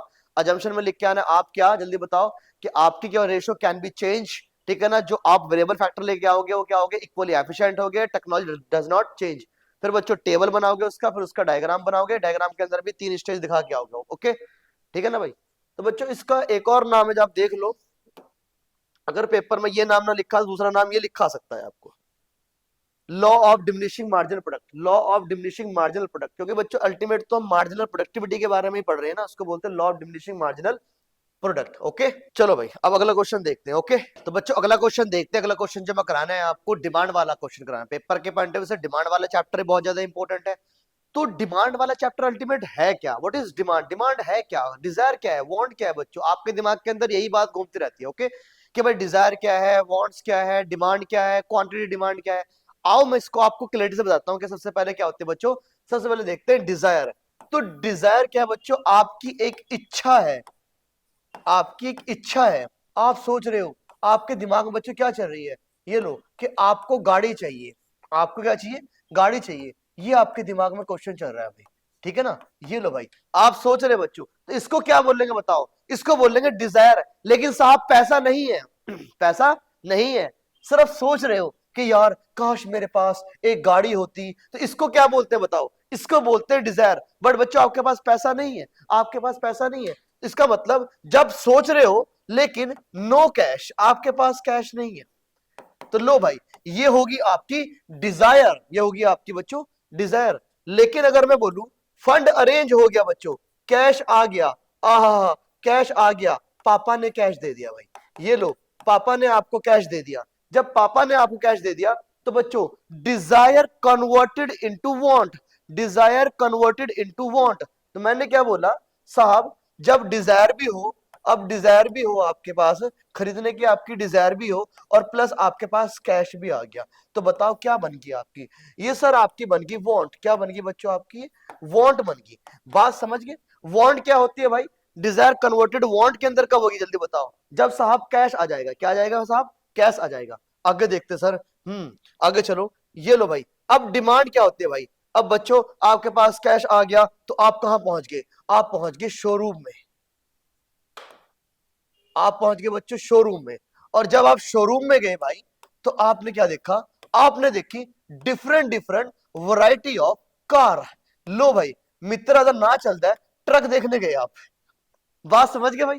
तो जब शोरूम में गए भाई आप, तो ये लो भाई आपने डिफरेंट डिफरेंट बच्चों ट्रक देखे, कार मार लो इनको, ठीक है ना, अपनी थोड़ी सी ड्राइंग ऐसी है, ओके, बात समझ गए ना। तो ये लो भाई, अब ये बता बच्चों, इसका प्राइस है 1 लाख का, ओके, इसका प्राइस है 2 लाख का, ओके, इसका प्राइस है 3 लाख का, ओके। इसका मतलब डिफरेंट डिफरेंट क्वांटिटी, ठीक है ना, और डिफरेंट डिफरेंट प्राइस, ठीक है ना। लेकिन आप क्या हो, आप रेडी टू पे हो, आप क्या हो, रेडी टू पे। आप बच्चों पे करने के लिए रेडी हो। मैंने क्या बोला, आप शोरूम में चले गए मेरे बच्चों, और आपके पास डिफरेंट डिफरेंट क्वांटिटी पड़ी है, डिफरेंट डिफरेंट क्वांटिटी पड़ी है, और डिफरेंट डिफरेंट प्राइस पे पड़ी है, ओके। ये क्या हो गया, ये बन गया भाई आपकी क्या डिमांड, क्या बन गई भाई आपकी डिमांड। तो जब भी मेरे बच्चों कंज्यूमर रेडी टू पे होता है eight different possible price, different quantity में डिफरेंट पॉसिबल प्राइस के ऊपर, वो रेडी टू पे है, वो डिमांड बन जाती है बच्चों, ठीक है ना। अब बच्चों जल्दी बताओ, इसने बोला कि मुझे आप ये वाली गाड़ी दे दो 2 लाख वाली, इसको बोल देते हैं क्या, जल्दी बताओ, इसको क्या बोल देते हैं, इसको बोल देते हैं क्वांटिटी डिमांड। क्या बोल देते हैं भाई, क्वांटिटी डिमांड। जब मैंने शोरूम में गया और मैंने बोला आप साहब मुझे ये वाली गाड़ी दे दो, 2 लाख वाली दे दी, तो मैंने क्या बोला, मैंने बोला स्पेसिफिक प्राइस के ऊपर, स्पेसिफिक प्राइस के ऊपर बच्चों आपने स्पेसिफिक क्वांटिटी परचेज कर ली, स्पेसिफिक क्वांटिटी को परचेज कर ली मेरे बच्चों, that is called quantity demand. इसको क्या बोलते हैं हम, quantity demand. See the different, what is desire, what is wants, what is demand, और व्हाट इज क्वांटिटी डिमांड। बात समझ में आ गई आपको, होप सो आपको ये वाली बात पूरी समझ में आई होगी। मैंने बिल्कुल अच्छी तरह आपको करके बताया कि भैया डिजायर के अंदर साहब पैसा नहीं होता, वांट के अंदर पैसा भी आ गया मेरे पास, तो बच्चों मेरी क्या बन गई, मेरी वांट बन गई। जब डिजायर के साथ में पैसे को जोड़ देता तो मेरी वांट बन गई। और जब मैं शोरूम गया, और शोरूम गया बच्चों, मेरे पास डिफरेंट डिफरेंट पॉसिबल क्वांटिटी को देख के, मैंने डिफरेंट डिफरेंट प्राइस को देख के, मैं कंज्यूमर रेडी टू पे है, वो खर्च करने के लिए रेडी है, तो वो डिमांड बन गई। और जब उसमें से उसने किसी एक क्वांटिटी को चूज करा, that is called quantity demand. क्या बन गई भाई, ये बन गई मेरे बच्चों क्वांटिटी डिमांड। आओ जरा बच्चों, यही एग्जांपल मैं आपकी बुक से दिखाता हूं। ये लो जरा ध्यान दो, मैं कह रहा हूं, इधर देखो बोर्ड के ऊपर, a boy has wish to buy new bicycle but don't have enough cash. Wish तो है साहब साइकिल खरीदने की, लेकिन कैश नहीं है, दैट इज कॉल्ड, ये इसकी डिजायर है। Mere wish to have commodity, एक विश है लेकिन पैसा नहीं है साहब, लेकिन पिताजी ने पैसे दे दिए। बोर्ड पे देखो भाई, पिताजी ने पैसे दे दिए साहब, तो इसको क्या बोल लेंगे हम, इसकी वांट बन जाएगी। क्या बन जाएगी साहब, इसकी वांट बन जाएगी। और जब बच्चों यही बच्चा कहां गया, शोरूम में गया, तो इसके बाद बताओ, इसके बाद डिफरेंट डिफरेंट बाइसाइकिल देखी भाई इसने, इसके बाद यहाँ पे बच्चों डिफरेंट साइकिल के डिफरेंट प्राइस भी होंगे भाई, अलग अलग साइकिल है तो अलग अलग प्राइस भी होंगे, लेकिन साहब ये रेडी टू पे है, रेडी टू पे, पे करने के लिए रेडी है। इसलिए बच्चों यही बात लिखी हुई है, willing to spend, willing to spend, ये स्पेंड करने के लिए रेडी है। तो ये क्या बन गई बच्चों, ये बन गई इसकी क्या डिमांड बन गई। बात समझ में आ गई, ये क्या बन गई इसकी भाई डिमांड बन गई, ओके। लो बच्चों आओ जरा बोर्ड पे। तो डिमांड का मतलब क्या होता है, demand refer different possible quantity of commodity that consumer ready to buy at different possible price. यही आपकी बुक बोल रही है भाई कि जब आप अलग अलग पॉसिबल प्राइस के ऊपर अलग अलग क्वांटिटी को खरीदने के लिए रेडी हो, दैट इज कॉल्ड डिमांड। लेकिन एक्चुअल में आपने क्या खरीदा, देखो बच्चों अलग अलग प्राइस है, अलग अलग प्राइस है मेरे बच्चों, अलग अलग मेरे प्राइस है, किधर क्या भाई, अलग अलग मेरे क्या है प्राइस है, और अलग अलग बच्चों क्या यूनिट है, अलग अलग यूनिट है, ओके। इसका मतलब क्या हो गया, अलग अलग प्राइस पे डिफरेंट डिफरेंट पॉसिबल प्राइस पे डिफरेंट डिफरेंट क्वांटिटी खरीदने के लिए कंज्यूमर क्या है रेडी है। और एक्चुअल में उसने क्या खरीदा, एक्चुअल में उसने खरीदा भाई 8 यूनिट खरीदी, किसने के हिसाब से, 6 रुपए के हिसाब से। इसको बोल देते हैं हम क्वांटिटी डिमांड। क्या बोलते हैं इसको हम, क्वांटिटी डिमांड। तो फर्क देखो बच्चों, डिमांड और क्वांटिटी डिमांड के अंदर फर्क क्या है, अच्छी तरह पढ़ना बच्चों, समझ के पढ़ना आपको, ओके। कि डिजायर क्या है, इच्छा है लेकिन कैश नहीं है। वांट क्या है, जब बच्चों डिजायर के साथ में कैश आ जाता है तो वो वांट होगी, मतलब फंड अरेंज हो गया, कैश अरेंज हो गया। और उसके बाद जब आप शोरूम चले गए, मतलब जब कंज्यूमर रेडी टू पे, जब कंज्यूमर एक रेडी टू पे, कंज्यूमर पे करने के लिए रेडी है, विलिंग टू पे है बच्चों, इसको बोल देते हैं क्या हम डिमांड। क्या बोलते हैं हम डिमांड। और एक्चुअल में क्या खरीद के ले गया बच्चों, उसको बोलते हैं हम क्वांटिटी डिमांड। क्या बोलते हैं उसको, क्वांटिटी डिमांड, ओके। चलो भाई आगे चलते हैं। लो बच्चों मैं आपको कराने जा रहा हूं डिमांड के फंक्शन। मैं कराने जा रहा हूं आपको क्या, डिमांड के फंक्शन, मतलब डिमांड किन किन वजह से कम ज्यादा होती है, ओके। नंबर वन बच्चों, डिमांड जो कम होगी या ज्यादा होगी अपने प्राइस की वजह से। किसकी वजह से? प्राइस की वजह से। लो बच्चों एग्जांपल ले लो, मैं बेचता हूं पेप्सी। अब पेप्सी बच्चों अगर कितने की है? 20 रुपए की है, ठीक है ना? तो उसकी डिमांड कितनी होगी? उसकी डिमांड होगी 40। लेकिन बच्चों अगर पेप्सी कितने की होगी? 40 की होगी, तो डिमांड कितनी जाएगी उसकी? 20 यूनिट की। 20 यूनिट की। तो ये है मेरे बच्चों प्राइस, और ये क्या है? उसकी क्वांटिटी। इसका मतलब ये हो गया, जब प्राइस कम था तो ज्यादा डिमांड थी मार्केट के अंदर, लेकिन प्राइस जब क्या हुआ? ज्यादा हुआ, तो डिमांड क्या होगी? उसकी कम होगी। तो बच्चों प्राइस को इंग्लिश में लिख दे रहे हैं यहाँ पे, इधर देखो, ओन प्राइस कॉमोडिटी। इसने क्या बोला भाई? With rise the own price, मतलब मेरे वाली कॉमोडिटी जो मैं बेच रहा हूं, दूसरे की बात नहीं कर रहा हूं, own price of commodity, demand demand contract and with the fall its own price. तो मतलब क्या होगा बच्चों? उसका प्राइस क्या होगा? Fall, the demand extend. अच्छा, ये कॉन्ट्रैक्ट हो जाएगी और ये क्या हो जाएगी? एक्सटेंड हो जाएगी। तो मतलब प्राइस बढ़ेगा तो डिमांड कम हो जाएगी, और जब प्राइस कम होगा तो डिमांड बढ़ जाएगी। Okay, that is called law of demand. मेरे बच्चों इसको लॉ ऑफ डिमांड भी बोलते हैं। ओके, मार्केट में बच्चों, चलो मेरा प्रोडक्ट कौन सा है? मेरा प्रोडक्ट पेप्सी है, और मार्केट में बच्चों कोक भी मिलती है। क्या मिलती है भाई? कोक भी है। तो एक होगी भाई पेप्सी, ये होगी कोक। तो बच्चों मैंने क्या बोला आपसे? मार्केट में पेप्सी का रेट 20 रुपए है, इसका प्राइस 20 है, और कोक का रेट भी कितना है? 20 है। अगर बच्चों कोक अपने प्रोडक्ट का प्राइस कितना कर दे? 22 कर दे, तो बताओ पेप्सी की डिमांड क्या होगी? पेप्सी की डिमांड सर बढ़ जाएगी, क्योंकि मेरे कॉम्पिटिटर ने क्या बढ़ा दिया भाई? मेरे कॉम्पिटिटर ने क्या बढ़ा दिया? प्राइस बढ़ा दिया। अगर मेरा कॉम्पिटिटर अपने प्रोडक्ट का प्राइस बढ़ा देगा तो मेरे वाले की डिमांड क्या हो जाएगी? बढ़ जाएगी। लेकिन अगर मेरा कॉम्पिटिटर, बताओ जल्दी बताओ, अगर मेरा कॉम्पिटिटर बच्चों प्राइस कर दे 15, ठीक है ना, इसका मतलब उसने प्राइस क्या कर दिया? गिरा दिया। यहां बढ़ाया था बच्चों, या क्या? यहाँ प्राइस उसने फॉल कर दिया, तो बताओ डिमांड मेरी क्या हो जाएगी? उसने प्राइस गिराया, मेरी डिमांड कम हो जाएगी। मेरी डिमांड क्या हो जाएगी? कम हो जाएगी, क्योंकि लोग बाग सब पेप्सी कोक पीना स्टार्ट कर देंगे। इसको बोलते हैं क्या? जल्दी बताओ। Substitute goods. सब्स्टिट्यूट का मतलब होता है बच्चों, एक की जगह पे आप जब दूसरे को यूज कर सकते हो, ठीक है ना, which can be use in place of other. भाई अगर भाई बच्चों जल्दी बताओ, तो लॉ क्या निकल के है? लॉ ये निकल के है बच्चों, इसके अंदर नियम क्या निकल के है? बताओ। जब भी सब्स्टिट्यूट का प्राइस बढ़ेगा तो मेरी वाली डिमांड क्या हो जाएगी? बढ़ जाएगी, और सब्स्टिट्यूट का प्राइस गिरेगा तो मेरी डिमांड क्या हो जाएगी? गिर जाएगी। ओके, बात समझ गए? क्योंकि साहब कोक ने प्राइस गिर दिया तो डिमांड मेरी कम होने वाली है, क्योंकि सारे के सारे कंज्यूमर कहां शिफ्ट हो जाएंगे? कोक के ऊपर शिफ्ट हो जाएंगे। ओके, तो ये जल्दी बताओ, क्या मार्केट में रिलेटेड गुड्स की वजह से बच्चों मेरी डिमांड को कम्युनिटी कम ज्यादा हो सकती है? यस। मेरा कॉम्पिटिटर बच्चों अगर अपने गुड्स के प्राइस कम ज्यादा करेगा, कम्युनिटी के प्राइस कम ज्यादा करेगा, तो मेरे वाली कम्युनिटी की डिमांड भी बच्चों क्या होगी? कम ज्यादा होगी। इसको बोलते हैं सब्स्टिट्यूट गुड्स। तो बताओ रिलेशन क्या निकल के है? इनका रिलेशन निकल के है बच्चों पॉजिटिव। क्या निकल के है? पॉजिटिव। आओ आगे देखते हैं। एक होती है, जल्दी जल्दी बताओ, एक होती है कॉम्प्लीमेंट्री गुड्स। अब इसमें क्या होता है? जल्दी बताओ बच्चों। कॉम्प्लीमेंट्री में जिसका एक के बिना गुजारा ही नहीं है, जैसे जल्दी बताओ, कार और पेट्रोल। अब आप बोलोगे सर ये बताओ, कार तो भाई बिजली से भी चल सकती है, बैटरी से भी चल सकती है, छोड़ो उसकी बात को। मेरा एग्जांपल दो भाई, कार और पेट्रोल। भाई अगर पेट्रोल ही नहीं हो कार के अंदर तो कार की कोई वैल्यू नहीं है बच्चों। इसको बोलते हैं कॉम्प्लीमेंट्री गुड्स। क्या बोलते हैं भाई इसको? Complementary goods.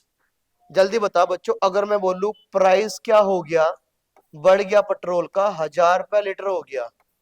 ओ माई गॉड, 1000 रुपए लीटर हो गया, तो बताओ कार की डिमांड क्या हो जाएगी? साहब कम हो जाएगी। बताओ क्यों? क्योंकि मेरे कॉम्प्लीमेंट्री ने धोखा दे दिया। कार तो खरीद ले साहब, पेट्रोल कहां से डलवाए? पेट्रोल हो गया महंगा है। गाने में तो बच्चों ताइयों नहीं बुलेट चख दे। पेट्रोल हो गया महंगा। आओ जरा देखते हैं बच्चों आगे। लेकिन बच्चों उसका उल्टा इफेक्ट भी पड़ जाता है। अगर मैं बोलूं प्राइस क्या हो गया? डाउन हो गया। पेट्रोल के प्राइस अगर बच्चों 10 रुपए होगा, जो कभी हो नहीं सकते, आप बस सोच सकते हो, ठीक है ना भाई? अगर 10 रुपए पेट्रोल के प्राइस हो गया बच्चों, जल्दी बताओ कार की डिमांड क्या होने वाली है? बढ़ने वाली है। तो बताओ रिलेशन क्या निकल के है? रिलेशन निकल के है नेगेटिव। क्या निकल के है भाई? नेगेटिव। तो कॉम्प्लीमेंट्री गुड्स के साथ में क्या रिलेशन है भाई? नेगेटिव। और सब्स्टिट्यूट गुड्स के साथ में क्या रिलेशन है? पॉजिटिव। क्या रिलेशन है भाई? पॉजिटिव। आओ जरा देखते हैं।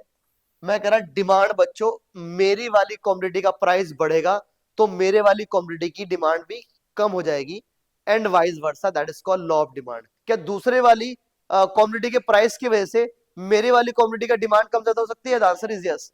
सर दूसरी वाली कौन सी होती है? उसको बोलते हैं प्राइस ऑफ रिलेटेड गुड्स।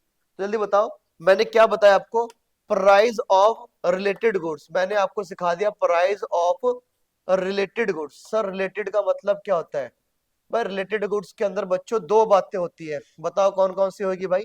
तो मेरे बच्चों रिलेटेड गुड्स के अंदर होगी, जल्दी बताओ आपकी। एक तो होगी एक कौन सी होगी सर? आपकी कॉम्प्लीमेंट्री गुड्स। तो दो गुड्स होते हैं बच्चों। अब सब्स्टिट्यूट में आप लगा लो बच्चों पेप्सी और कोक। सर ये टी और कॉफी ये भी लगा सकते हैं बच्चों। और कॉम्प्लीमेंट्री में क्या लगाओ जल्दी बताओ सर? कॉम्प्लीमेंट्री में लगाएंगे हम, ये लगा लो सर आप, कार और पेट्रोल। ठीक है सर, कार और पेट्रोल। तो बताओ मैंने क्या बताया? मैंने बताया अगर बच्चों, अगर कोक प्राइस बढ़ाएगी तो डिमांड पेप्सी की बढ़ेगी, अगर कोक प्राइस गिराएगी तो डिमांड पेप्सी की कम हो जाएगी। तो रिलेशन क्या निकल गया बच्चों? पॉजिटिव। क्या निकल गया भाई? पॉजिटिव। लेकिन बच्चों अगर पेट्रोल अपना प्राइस बढ़ाएगी तो डिमांड कार की कम हो जाएगी, और लेकिन अगर प्राइस कम करेगी तो डिमांड क्या हो जाएगी इसकी? ज्यादा। तो रिलेशन क्या है बच्चों? नेगेटिव। क्या रिलेशन है आपका? नेगेटिव। ये बताया मैंने अभी तक आपको सारा का सारा। ओके, ये सारा मैंने आपको बताया अभी। इसको बोलते हैं रिलेटेड गुड्स। एमसीक्यूज में आ सकता है बच्चों इसका। सब्स्टिट्यूट में क्या रिलेशन है? पॉजिटिव। और कॉम्प्लीमेंट्री क्या रिलेशन है? नेगेटिव। ओके, जल्दी बताओ, मैंने आपको यही समझा दिया। Price of related goods, demand for commodity also influence करती है by changing the price of related goods. ये टू टाइप्स के होते हैं आपके रिलेटेड गुड्स, सब्स्टिट्यूट गुड्स और बच्चों आपकी कॉम्प्लीमेंट्री गुड्स। ठीक है ना, ये पढ़ लेना आपने। इनकम ऑफ द कंज्यूमर, अगला पॉइंट क्या भाई? Income of the consumer. ये बता बच्चों, अगर किसी कंज्यूमर की इनकम, बोर्ड पे आओ, अगर किसी कंज्यूमर की इनकम बढ़ेगी तो डिमांड ऑफ कमोडिटी तो वैसे बढ़ जाएगी। क्योंकि जब साहब कोई लोग, जब मार्केट के अंदर कंज्यूमर 1000 रुपए कमा रहे हो तो उसके हिसाब से डिमांड करते होंगे मार्केट के अंदर। लेकिन जब बच्चों कंज्यूमर ने अपनी क्या बढ़ा दी? कंज्यूमर की इनकम बढ़ गई। अब वो 10,000 रुपए कमा लेंगे बच्चों महीने के, तो वो ज्यादा खरीदेंगे तो डिमांड ज्यादा बढ़ेगी। अब ये बताओ, और कोई कंज्यूमर लाख रुपए कमा रहा है तो डिमांड और बढ़ेगी मार्केट के अंदर, क्योंकि वो ज्यादा खर्च करेंगे। और ओके, बात समझ में आ गई आपको? तो इसका मतलब ये, जब इनकम बढ़ती है कंज्यूमर की तो इनकम बढ़ेगी तो साहब डिमांड बढ़ेगी कमोडिटी की। अगर इनकम कम होगी तो डिमांड क्या हो? कमोडिटी की कम होगी। ओके, चलो। तो टेस्ट एंड प्रेफरेंस का मतलब क्या होता है? Demand for goods and services also depend करता है इंडिविजुअल का टेस्ट। जैसे बच्चों टेस्ट का मतलब होता है जो भी न्यू ट्रेंड्स, न्यू फैशन चल रहा है, देखो मार्केट के अंदर नया फैशन आया। जैसे बच्चों बेल बॉटम पैंट है, पहले नैरो पैंट आज चलती थी, उसके बाद क्या है बच्चों? बेल बॉटम पैंट आ गई हमारे में, खुली पैंटें आ गई। या अभी फैशन, जैसे सर्दी है तो सर्दी में सर्दियों का फैशन स्टार्ट हो गया बच्चों, गर्म कपड़े स्टार्ट हो गए। और गर्मी में बच्चों क्या हो गया? आपके आपके गर्मी कपड़े स्टार्ट होते हैं। मतलब फैशन चलते रहते हैं। तो जैसे मोमोज आ गए बच्चों, मोमोज का फैशन स्टार्ट हो गया, समोसे की डिमांड खत्म हो गई मार्केट के अंदर से। ठीक है ना, बात समझ में आ गई आपको? तो यही कहना है, जो कंज्यूमर जैसा टेस्ट होगी, जैसे उसकी प्रेफरेंस होगी, उस गुड्स की डिमांड क्या होगी मार्केट में? ज्यादा होगी। Okay, expectation. अब एक्सपेक्टेशन क्या? अगर कंज्यूमर को लगता है, बोर्ड पे देखो, अगर कंज्यूमर को लगता है, क्या लगता है? कि फ्यूचर में प्राइस बढ़ने वाले हैं, ठीक है ना, तो डिमांड आज बढ़ जाएगी। फ्यूचर में प्राइस बढ़ने वाले हैं, उसको लगता है बाद में महंगा मिलेगा सामान तो डिमांड आज बढ़ जाएगी। या उसको लगता है फ्यूचर में सप्लाई क्या होने वाली है? सप्लाई कम होने वाली है। अब उसको लगता है जो सप्लाई कम होने वाली है, सप्लाई कम का मतलब ये होता है कि उसको लगता है कि यार फ्यूचर में ये सामान नहीं मिलेगा। जैसे बच्चों एक बार नमक नमक नमक नमक नमक हो गया था। ओके, कि भाई नमक नहीं मिलेगा, सारे बंदे नमक खरीदने पहुंच गए, और जबकि ऐसा कुछ भी नहीं था। तो बताओ, अगर लगता है फ्यूचर में सप्लाई कम होने वाली किसी कमोडिटी की, तो डिमांड क्या हो जाएगी उसकी? आज ज्यादा हो जाएगी। लेकिन हाँ, लगता है कि फ्यूचर में, जल्दी बताओ बच्चों, प्राइस क्या होने वाला है? गिरने वाला है, तो डिमांड आज कम हो जाएगी। और लगता है फ्यूचर में सप्लाई बहुत ज्यादा है तो डिमांड आज भी कम हो जाएगी। ओके, बात समझ गई इस बात को? इसको बोलते हैं बच्चों एक्सपेक्टेशन। अब आपकी बुक में किसमें लिखा हुआ देख लीजिए, इसको ध्यान से लिख देना। प्राइस के हिसाब से लिखा हुआ है या बच्चों सप्लाई के हिसाब से लिखा हुआ? ओके, चलते फिर आगे। मैंने आपको ये बताया बच्चों, डिमांड किन किन वजह से कम ज्यादा होती है। सबसे पहले क्या था बच्चों? Price of own commodity. दूसरा क्या था? Price of related goods. तीसरा क्या था? जल्दी बताओ आपका, इनकम ऑफ द कंज्यूमर। चौथा क्या था आपका? Taste and preference. और पांचवा क्या था? आपकी एक्सपेक्टेशन। मतलब इन पॉइंट की वजह से क्या होता है? डिमांड कम ज्यादा हो सकती है। तो पेपर में इसको बच्चों फंक्शन लिखा है, फंक्शन ऑफ डिमांड। क्या लिखा है आपका? Function of demand. तो लिखना भाई फंक्शन ऑफ डिमांड, डिमांड कैसे काम करती है, डिमांड कम ज्यादा कैसे होती है, तो इनके कारण होता है। ओके, तो यही बच्चों जरा ध्यान दो। और भी मार्केट फंक्शन है। मार्केट फंक्शन ये जितनी ज्यादा मार्केट में बायर होंगे, ये इंडिविजुअल फंक्शन थे, अब ये मार्केट फंक्शन है। तो मार्केट फंक्शन क्या होता है? इंडिविजुअल के तो सेम रहेंगे, और प्लस ये वाले और जोड़ देंगे हम। ठीक है ना, तो मार्केट फंक्शन में देखो, इसने बोला 1 2 3 4, ठीक है ना, पांच पांच तो हमारे वही रहे, और दो और जोड़ दिए हमने। कौन जोड़े भाई हमने? Population size of buyer. भाई जितने नंबर ऑफ बायर ज्यादा होंगे मार्केट के अंदर बच्चों, उतनी डिमांड क्या होगी, ज्यादा होगी। जिस सोसाइटी के अंदर कमाई ज्यादा होगी, कमाई ज्यादा होगी मतलब अमीर लोग ज्यादा होंगे, तो वहां डिमांड भी ज्यादा होगी, क्योंकि भाई पैसा होगा बच्चों, पैसा होगा तो खर्च करेंगे तो डिमांड बढ़ेगी। इसको बोलते हैं क्या, डिस्ट्रीब्यूशन ऑफ इनकम। बात समझ गए।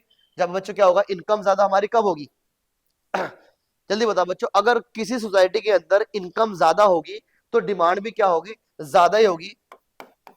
और लेकिन बच्चों अगर इनकम कम होगी, अगर वो कमाई कमाई कम होगी, मतलब समझ में आ रहा है क्या, कमाने वाले लोग सोसाइटी के अंदर, अगर कमाने वाले लोग, जैसे बच्चों आप चलो जाओ भाई सेक्टर 17 के अंदर, ठीक है ना, सेक्टर में चलो जाओ बच्चों आप, यहाँ कमाई ज्यादा है, ठीक है ना, तो यहाँ भी डिमांड ज्यादा होगी गुड्स की, ओके, क्योंकि यहाँ कमाई ज्यादा है, उसको बोलते हैं डिस्ट्रीब्यूशन ऑफ इनकम, ओके, ठीक है ना। बात समझ आएगी। तो मैंने आपको क्या बताया बच्चों इस वीडियो के अंदर, फंक्शन बताया, ठीक है ना। अगली वीडियो के अंदर बच्चों मैं आपको लॉ ऑफ डिमांड पूरा कराऊंगा, ओके। तो बच्चों आज का जो मैं आपको टॉपिक कराने आया हूं, आज का टॉपिक कराने आया मैं आपको लॉ ऑफ डिमांड। क्या कराना है मैं आपको बच्चों, लॉ ऑफ डिमांड। लॉ का मतलब होता है बच्चों नियम,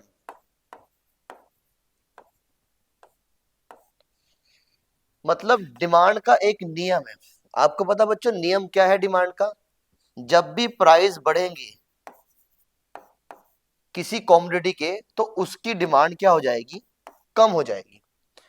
और जब प्राइस क्या होंगे, प्राइस क्या होंगे बच्चों, प्राइस गिरेंगे तो डिमांड क्या हो जाएगी, बढ़ जाएगी। That is called law of demand, ठीक है ना। और अदर फैक्टर रिमेन कांस्टेंट। अब अदर का मतलब क्या है बच्चों, income of the consumer remain constant, और बच्चों taste and preference remain constant, price of the related goods substitute और कॉम्प्लीमेंट क्या होना चाहिए, रिमेन कांस्टेंट होना चाहिए। सिर्फ सिर्फ और सिर्फ प्राइस की वजह से जब भी डिमांड कम ज्यादा होती है, इसको बोलते हैं लॉ ऑफ डिमांड। और मेरे बच्चों लॉ ऑफ डिमांड लगता है नॉर्मल गुड्स के ऊपर, ना ही लगता है ये सुपीरियर पे, ना ही लगता है ये इंफीरियर गुड्स के ऊपर। तो ये लॉ ऑफ डिमांड किसके ऊपर लगता है, ये लगता है बच्चों आपका नॉर्मल गुड्स के ऊपर, नॉर्मल गुड्स के ऊपर। बात समझ आ रही है मैं क्या समझाना चाह रहा हूं आपको। पेपर में what is law of demand, तो बच्चों सबसे पहले आप मीनिंग लिखोगे, law of demand state that when the price of the commodity increase, demand of the commodity decrease, ठीक है ना, and vice versa. And there is a relation, there is a negative relationship between, इन दोनों के बीच में बच्चों, तो बताओ प्राइस और डिमांड के बीच में क्या रिलेशन निकल का है। सर नेगेटिव बोल लो या बोल लो इनको इनवर्स, क्या बोलो इनको इनवर्स। बात समझ गई, ये हमारा लॉ ऑफ डिमांड। आओ जरा हम आपकी कराते हैं आपकी किताब से। आओ बच्चों जरा देखो, जरा बोर्ड के ऊपर देखो, लॉ ऑफ डिमांड का मतलब क्या होता है भाई। लॉ ऑफ डिमांड की मीनिंग देखो बच्चों, law of demand state that, क्या कहता है, अदर थिंग बीइंग इक्वल, इसका मतलब income of the consumer and price of related goods, test preference और एक्सपेक्टेशन, वो क्या रहेगी आपकी, सेम ही रहेगी, ना ही कुछ चेंजेस उसके अंदर नहीं आएंगे। अदर थिंग बीइंग इक्वल, इसका मतलब अदर फैक्टर के अंदर कोई चेंज नहीं आएगा। तो क्या करना आपको, क्वांटिटी डिमांड इंक्रीज होगी भी डिक्रीज होगी इट्स ओन प्राइस, अपने प्राइस के कारण बच्चों। रिलेटेड गुड्स की बात नहीं कर रहा, उसने ये कह रहा अगर मैं पेप्सी बेचता हूं तो बच्चों पेप्सी के प्राइस बढ़ेंगे तो पेप्सी की डिमांड गिरेगी, पेप्सी के प्राइस गिरेंगे तो पेप्सी की डिमांड बढ़ेगी। बात समझ में क्या समझाना चाह रहा हूं आपको, इसको बोलते हैं लॉ ऑफ डिमांड। तो बच्चों जल्दी बताओ, प्राइस बढ़ेगा तो डिमांड कम हो जाएगी, तो रिलेशन आया इनवर्स। क्या रिलेशन आया, इनवर्स। सर उल्टा भी हो सकता है, यस, प्राइस बच्चों क्या होगा, जल्दी से गिरेगा तो डिमांड क्या होगी, बढ़ेगी, तो क्या रिलेशन है बच्चों, इनवर्स। बात समझ गए, यही कि मेरे पास क्या लॉ ऑफ डिमांड, बोला other thing being equal, all thing क्या होनी चाहिए बच्चे आपकी, अदर थिंग क्या होनी चाहिए आपकी, इक्वल। तो आप पेपर लिख सकते हो, there is a inverse relationship between price and demand, price and demand. आगे देखते हैं। तो सबसे पहले बच्चों 6 नंबर में है तो मीनिंग, मीनिंग के बाद आपको पता बच्चों आप बहुत बहुत होशियार बच्चे हो, मैंने आपको ऑलरेडी बता रखा है। फिर आता है इसका क्या, जल्दी बताओ, अजम्पशन। क्या आता है भाई इसके, हमारे बच्चों को सब याद होगा भाई, जल्दी बताओ अजम्पशन में क्या पढ़ा था मैंने आपको क्लास के अंदर, जल्दी बताओ बच्चों। मैंने पढ़ा था टेस्ट प्रेफरेंस, सारी बातें जल्दी क्या रहेगी, टेस्ट एंड प्रेफरेंस क्या रहेगा, कांस्टेंट रहेगा, income of the consumer change नहीं होगी, price of related goods change नहीं होंगे, और consumption do not expect significant change in the available of the commodity in near future. Future के अंदर भी कमोडिटी की बच्चों कुछ भी सप्लाई और प्राइस के अंदर कोई भी चेंज नहीं आने वाला होगा, ओके। ये चीज क्या रहेगी आपकी, कांस्टेंट रहेगी, ओके। चलो, तो ये वाली बात समझ में आएगी बच्चे को। देखो ये वाली बात मैं कांस्टेंट क्यों रख रहा हूँ, ये वाली बात कांस्टेंट इसलिए रख रहा हूँ क्योंकि इनकम बढ़ेगी तो डिमांड बढ़ जाएगी, जबकि लॉ क्या कह रहा है मेरे पास, प्राइस गिरेगा तो ही डिमांड बढ़ेगी, ठीक है ना। मेरी बात समझ में आ रही, अजम्पशन लगानी बच्चों, सारी इकोनॉमिक अजम्पशन बेस्ड होती है। तो मैं ये कह रहा हूँ आपसे, टेस्ट सेम रहना चाहिए, इनकम सेम रहनी चाहिए, क्योंकि साहब टेस्ट बढ़ने से इनका आपका डिमांड बढ़ सकती है कमोडिटी की। और जबकि लॉ क्या कह रहा है, लॉ कह रहा सिर्फ प्राइस के गिरने की वजह से डिमांड बढ़नी चाहिए। इसलिए आप अजम्पशन डाल के आओगे भाई, इन चीजों में कोई भी चेंजेस नहीं आने चाहिए। ठीक है बच्चों, तो पहले मीनिंग मैंने आपको बता दी, लॉ ऑफ डिमांड की मीनिंग क्या होती है, उसके बाद अजम्पशन लिखो। इसके बाद बच्चों जल्दी बताओ क्या होगा आपका। इसके बाद बच्चों टेबल बना के आना, 10, 9 और 8 प्राइस गिरा तो बच्चों डिमांड भी गिरी। जरा बताना जरा ध्यान से, इसका मार्जिनल कितना कितना है, जरा बताओ जल्दी से। सर पहले था मेरे पास, यहाँ तक मेरे पास कुछ नहीं है, मेरे पास 50, और ये कितना है बच्चों डिफरेंस बताना, इस दोनों के बीच में कितना डिफरेंस है भाई, 50। इसका मतलब जो मार्जिन है वो सेम ही है बच्चों, तो मार्जिन सेम होगा तो जो डिमांड कब बनेगा वो स्ट्रेट लाइन में बनेगा, क्योंकि मार्जिन क्या जा रहा है, मार्जिन जा रहा है पूरा का पूरा स्ट्रेट लाइन के अंदर। तो बच्चों मार्जिन जब स्ट्रेट लाइन के अंदर जाता है तो जल्दी बताओ क्या होता है, तो लाइन बनती है क्या हमारी पूरी की पूरी स्ट्रेट में। ठीक है ना। अगर मार्जिन बच्चों कन्वेक्स था, कन्वेक्स कब था, जब मार्जिन आपका डिक्रीज था। कनकेव कब था, जब मार्जिन आपका इंक्रीज था।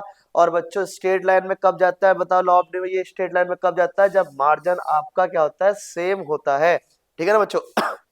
बात समझ में आ गई मैंने क्या समझा आपको। सबसे पहले meaning, then assumption, then table, फिर डायग्राम बनेगा बच्चों। इसका बताओ डायग्राम कैसे बनेगा। नॉर्मल सा डायग्राम बच्चों, जब प्राइस 10 था तो डिमांड यहाँ थी, प्राइस गिरा डिमांड और बढ़ी, प्राइस गिरा डिमांड और बढ़ी, और ये बन गया आपका क्या, डिमांड कर्व। ओके, सुंदर सुंदर आपको बच्चों पेपर में लिख के आना है। डिमांड ये बना रखा देखो इन्होंने, ठीक है ना, ये बना रखा। ओके, इसके बाद बस, ठीक है ना। तो 6 नंबर है बच्चों, लॉ ऑफ डिमांड भी आप तैयारी कर सकते हो। अब बच्चों मैं आपको लेके चलता हूँ नेक्स्ट क्वेश्चन की तरफ। तो लो बच्चों, आपका अगला क्वेश्चन है वो है मार्केट इक्विलिब्रियम। ठीक है ना, यहाँ से पक्का पक्का पेपर में आपका 6 मार्क्स का तो आएगा आएगा, क्योंकि बच्चों ये चैप्टर का जो आपके माइक्रो का ये लास्ट चैप्टर है, और लास्ट चैप्टर में से आपका 6 मार्क्स का बनता ही बनता है बच्चों। ये आपकी अलग अलग यूनिट है, तो इसमें से आपका क्या बनेगा, क्वेश्चन तो बनेगा बनेगा आपका। ओके, तो मैं ये कह रहा हूँ व्हाट इज मार्केट इक्विलिब्रियम। सबसे पहले मार्केट इक्विलिब्रियम करने से पहले आपको मैं कुछ बताना चाहूंगा। ओके, मार्केट इक्विलिब्रियम के बच्चों हेडिंग में आपको देता हूँ। अब देखो लिखना स्टार्ट करो। कुछ ना रूल है मार्केट के अंदर, पहले मैं आपको ना कुछ रूल बताऊंगा, आप इसको रूल के देखो। जब भी बच्चों डिमांड बढ़ेगी किसी कॉमोडिटी की तो प्राइस बढ़ने स्टार्ट हो जाएंगे। सर ये क्या कह रहे हो आप। हाँ बच्चों मैं कह रहा हूँ, ये बिल्कुल सही बात है। जब डिमांड बढ़ेंगे तो प्राइस बढ़ेंगे, क्योंकि ये डिमांड का रूल है साहब। और जब डिमांड गिरेगी बच्चों तो बताओ प्राइस क्या होंगे, उसके कम हो जाएंगे। ऐसे ही सप्लाई का रूल है, जब सप्लाई बढ़ेगी तो क्या होगा बच्चों, प्राइस क्या हो जाएंगे, कम हो जाएंगे। और जब सप्लाई कम होगी तो प्राइस क्या हो जाएंगे, इसके बढ़ जाएंगे। ओके, ये किसका रूल है, ये मार्केट का रूल है। ये मार्केट के अंदर किसका रूल है भाई, डिमांड का रूल है। किसका रूल है भाई, डिमांड का रूल है। अगर बच्चों मैं आपको अलग बताऊं, अगर मैं आपसे बोलूं जब प्राइस बढ़ते हैं, जब प्राइस बढ़ते हैं किसी कॉमोडिटी के तो डिमांड क्या होती है, कम होती है। ये प्राइस का रूल है। ये किसका रूल है, ये प्राइस का रूल है। और जब प्राइस क्या होंगे, कम होंगे, तो डिमांड क्या हो जाएगी, बढ़ जाएगी। ये रूल किसके बच्चों, प्राइस के रूल है, डिमांड के साथ में। ठीक है ना। फिर इधर देखो, जब प्राइस बढ़ेंगे भाई तो बताओ क्या होगा भाई, सप्लाई बढ़ जाएगी। और जब प्राइस कम होगा तो बच्चों क्या होगा, सप्लाई क्या हो जाएगी, कम हो जाएगी। ये रूल किसका बच्चों, ये रूल है मेरे पास किसका, ये प्राइस के रूल है, और ये डिमांड के रूल है, और ये सप्लाई के रूल है। देखो बच्चों पहले क्या होया करता था, पहले हमारे पास गोल्ड था, गोल्ड की बहुत कम कीमत होया करती थी। जब गोल्ड की डिमांड बढ़ी मार्केट में तो इसके प्राइस क्या हो गए, इंक्रीज हो गए। ये बच्चों गोल्ड ले लो बच्चों, पहले पेप्सी आया करती थी 5 रुपए की पेप्सी। पांडव कितने हैं, 5। तो पेप्सी भी कितने की थी बच्चों, 5 रुपए की थी। लेकिन बस जैसे जैसे बच्चों मार्केट में इसकी डिमांड डिमांड डिमांड बढ़नी बढ़नी बढ़नी बढ़नी स्टार्ट होगी, आज बच्चों 20 रुपए की होगी।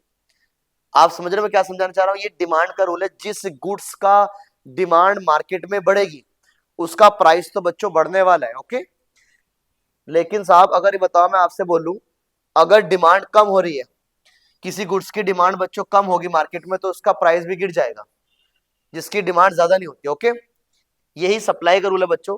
जब मार्केट में किसी चीज की कमी आ जाती है, सप्लाई रुक जाती है, तो उसके प्राइस बढ़ने स्टार्ट होते हैं। इसलिए गवर्नमेंट बोलती है आपने सप्लाई नहीं रोकनी प्रोड्यूसर को। और खाने पीने वाली चीज को तो गवर्नमेंट बिल्कुल मना करती है कि खाने पीने वाली चीज की बिल्कुल सप्लाई नहीं रोकनी है आपने। ओके, क्योंकि अगर उसकी सप्लाई रुक गई साहब मार्केट में तो लोग बाग महंगा करके बेचना स्टार्ट कर देंगे। तो यही रूल है बच्चों सप्लाई का, याद रखना। सब्जी का एग्जाम्पल मेरा। ओके, अगर बच्चों सब्जी की सप्लाई रुक गई मार्केट में तो बताओ उसके प्राइस इंक्रीज होने स्टार्ट हो जाएंगे।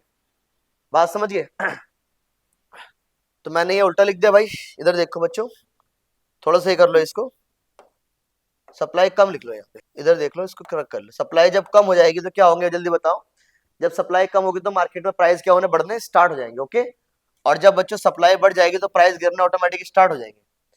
तो करे क्या बच्चों, करो तो क्या रहेगा कि ये रूल किसके, बताओ। ये रूल है साफ सप्लाई एंड डिमांड के, और ये रूल किसके है भाई, प्राइस के, प्राइस के। पहले डिमांड बोलूंगा तो डिमांड का रूल, पहले प्राइस बोलूंगा तो फिर प्राइस का रूल, ये ऐसे घुमाते बच्चों आपको। तो टॉपिक जरा अच्छी तरह करो इसको, ओके। क्योंकि ये टॉपिक अगर आपके दिमाग में नहीं है फिर आप ये चैप्टर नहीं कर सकते बच्चों, क्योंकि ये टॉपिक बहुत इंपॉर्टेंट है। आप पढ़ते हो प्राइस बढ़ेगा डिमांड गिरेगी, लेकिन मैं कह रहा हूँ डिमांड बढ़ेगी तो प्राइस भी बढ़ गया, ये तो उल्टा ही हो गया साहब यहाँ पे। इसलिए बच्चों ध्यान से पढ़ो, जब डिमांड पहले बोलूंगा तो फिर डिमांड की बात कर रहा हूँ, रूल डिमांड का लग गया, लेकिन जब पहले प्राइस बोलूंगा तो रूल प्राइस का लग गया भाई मार्केट के अंदर। ओके, क्योंकि मार्केट के अंदर आपको दोनों के बाद पॉइंट ऑफ सोचना होता है, ऐसा नहीं कि आप खाली डिमांड के पॉइंट ऑफ सोचो या खाली प्राइस के पॉइंट ऑफ सोचो या खाली सप्लाई के पॉइंट ऑफ सोचो, ऐसा नहीं सोचना है आपने, आपको तीनों के पॉइंट ऑफ सोचना है, आपको प्राइस के भी, डिमांड के भी और सप्लाई के भी। ओके, चलो भाई आगे। मैंने भी आपको ये बताया, मैंने बोला अगर डिमांड बढ़ेगी मार्केट में तो प्राइस बढ़ना स्टार्ट हो जाएगा भाई, बढ़ेगा बढ़ेगा बढ़ेगा बढ़ेगा, बढ़ता रहेगा बढ़ता रहेगा बढ़ता रहेगा बच्चों, प्राइस बढ़ता रहेगा। क्योंकि डिमांड क्या हो रही है बच्चों, बढ़ रही बढ़ रही बढ़ रही, तो ऐसे तो बच्चों इन्फ्लेशन आ जाएगी मार्केट के अंदर, महंगा हो जाएगा। तो सप्लायर क्या करता है बच्चों, अपनी सप्लाई को बढ़ानी स्टार्ट करता है। तो जब सप्लायर बच्चों अपनी सप्लाई को बढ़ाना स्टार्ट करेगा तो प्राइस गिरना स्टार्ट हो जाएगा। ठीक है ना भाई, बात समझे बच्चों। तो इधर देखो यार ध्यान से, आपने पढ़ा है बच्चों कौन सा चैप्टर, सप्लाई का चैप्टर पढ़ा आपने, डिमांड का चैप्टर पढ़ा है। मैं कह रहा हूं भाई डिमांड बढ़ती है बच्चों ऐसे ऐसे ऐसे ऐसे ऐसे, सप्लाई कैसे बढ़ती है बच्चों, ऐसे ऐसे ऐसे ऊपर को बढ़ती है, अपवर्ड बढ़ती है, डाउनवर्ड बढ़ती है। तो बच्चों जहां भी ये डिमांड बढ़ रही है मेरे बच्चों, ये क्या बढ़ रही है, सप्लाई बढ़ रही है। तो जहां भी सप्लाई को डिमांड ने कट कर दिया वही पॉइंट को इक्विलिब्रियम पॉइंट बोलते हैं। बात समझिए, इसी पॉइंट क्या बोलेंगे हम, इक्विलिब्रियम पॉइंट बोलेंगे। तो लो भाई जरा बोर्ड पे आओ जरा ध्यान से, ये लो भाई मैंने क्या बोला बच्चों, जरा ध्यान दो, जरा ध्यान दो। मैंने बोला डिमांड बढ़ेगी तो प्राइस बढ़ेंगे, तो प्रोड्यूसर अपनी सप्लाई बढ़ाता है, इससे प्राइस गिरेंगे। अब जहां बच्चों आके आगे यही हम प्राइस को डिटरमाइन कर देते हैं, क्या कर देते हैं, इसको प्राइस को डिटरमाइन कर देते हैं। तो मैं ये समझाना चाह रहा हूं आपको बच्चों, क्या समझाना चाह रहा हूं मैं आपको, समझाना चाह रहा हूं market equilibrium. Market equilibrium is that condition where demand is equal to supply, जहां डिमांड किसके बराबर होगी, सप्लाई के बराबर होगी गाइस। तो वही उसी पॉइंट को हम क्या बोलते हैं, मार्केट इक्विलिब्रियम बोलते हैं। और जिस प्राइस पे बच्चों सप्लाई डिमांड के बराबर होगी उसी प्राइस को हम क्या बोलते हैं, प्राइस इक्विलिब्रियम भी बोलते हैं।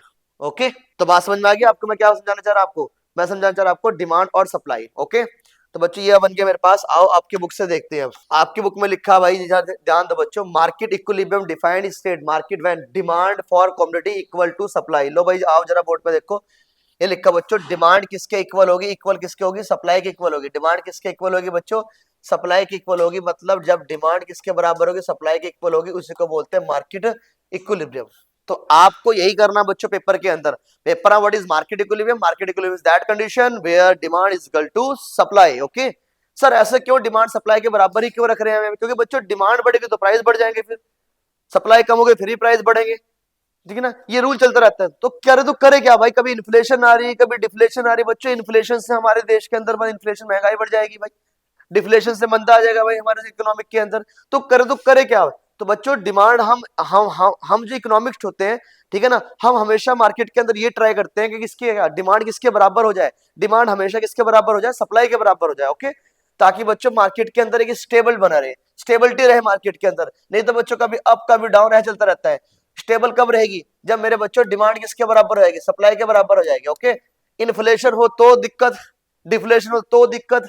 इसलिए बच्चों हम हमेशा कोशिश करते हैं मार्केट के अंदर डिमांड किसके बराबर होनी चाहिए, सप्लाई के बराबर होनी चाहिए। ओके, इधर देखो फिर बनाना इसका टेबल, क्या बनाना बच्चों, इसका टेबल बनाना है आपने। अजम्पशन में आपको बताता हूँ, उसके बाद अजम्पशन लिखा करते हैं। पहले मैं आपको टेबल समझाता हूँ एक बार, जरा ध्यान दो।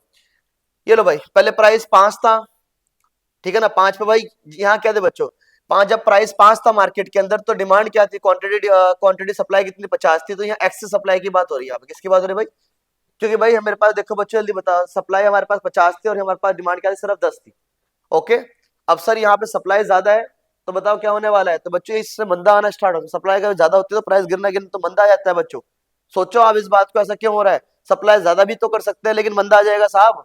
इसके बाद क्या होगा जल्दी बताओ, अगर प्राइस हमारे पास 4 है तो अब जल्दी बताओ, सप्लाई 40 है और हमारे पास डिमांड कितनी है, अभी भी बच्चों प्राइस अभी भी ज्यादा क्या करेगा, अभी प्राइस ज्यादा गिरेगा हमारा। ओके, सप्लाई ज्यादा है, जब प्राइस 3 होगा हमारे पास तो क्या हमारे पास डिमांड किसके बराबर होगी, सप्लाई के बराबर होगी। इसी पॉइंट को बोल देते हैं मार्केट इक्विलिब्रियम पॉइंट। सर नीचे वाले पॉइंट बताओ बच्चों, एक्सेस डिमांड का जल्दी बताओ कारण क्या हो जाएगा। एक्सेस डिमांड से बच्चों प्राइस बढ़ जाएंगे, इन्फ्लेशन महंगाई आ जाएगी हमारे देश इकोनॉमिक के अंदर। बात समझ में आ रही है मैं क्या समझाना चाह रहा हूँ आपको। ज्यादा डिमांड से महंगाई बढ़ जाती है साहब, ठीक है ना, और ज्यादा सप्लाई से मंदा आ जाता है हमारी मार्केट के अंदर, प्राइस बहुत ज्यादा गिर जाते हैं बच्चों, भाव नहीं मिलते इसलिए है नहीं। बात समझ गए, भाव ज्यादा गिर जाते हैं बच्चों किसी कॉमोडिटी के। ओके, बात समझ गए। तो सर होना क्या चाहिए, ये कंडीशन है मेरे बच्चों, ये कंडीशन है। बात समझ गए, तो market equilibrium that condition where demand is equal to supply. तो मैं क्या ठीक बोल रहा हूं कि अगर मार्केट में डिमांड ज्यादा बढ़ जाएगी तो बच्चों इन्फ्लेशन आ जाएगी, और इन्फ्लेशन के बढ़ने से क्या बच्चों लोग बाग के पास कैश का इनफ्लो कम हो जाएगा भाई। वो बोलेंगे भाई हम खर्च नहीं करते हो कि महंगाई बहुत ज्यादा हो रखा है। ओके, तो मेरी बात सिंपल सी बात याद रखो आप, मैं ये कहना चाह रहा हूँ कि भाई डिमांड बढ़ेगी तो महंगाई बढ़ जाएगी, और सप्लाई बढ़ेगी तो बच्चे मंदा आ जाएगा। तो करे क्या साहब जल्दी बताओ। सर बस हमें पता लग गया है, जब डिमांड किसके बराबर हो जाएगी, सप्लाई के बराबर होगी। मेरे प्यारे प्यारे बच्चों आगे देखो, बात समझ गए आपको। इसके बाद क्या करना है जल्दी बताओ, इसके बाद आपने करना है क्या, अजम्पशन। क्या करना है आपने, अजम्पशन। अजम्पशन जल्दी बताओ क्या करूं।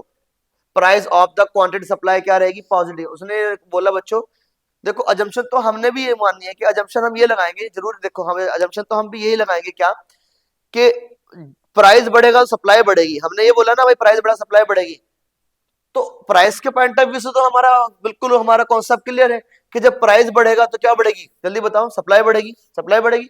और जब प्राइस बच्चों क्या बढ़ेगा तो क्या होगा, डिमांड कम हो जाएगी। ये तो रूल चलता रहेगा मार्केट का। अगर आपने डिमांड का रूल लगाना तो कह रहा प्राइस का रूल भी आप लगाओगे मार्केट के अंदर, ऐसा नहीं कि आप प्राइस का रूल नहीं लगाओगे। ओके, तो प्राइस का रूल तो हमारा चलता ही रहेगा। ओके, और उसके बाद क्या होगा हमारे पास, force of the supply demand freely without government, मतलब गवर्नमेंट कोई इंटरफेयर नहीं होगा बच्चों यहाँ पे। तो जब हम मार्केट इकोनॉमिक की बात करते हैं वहां गवर्नमेंट कोई भी इंटरफेयर नहीं होता।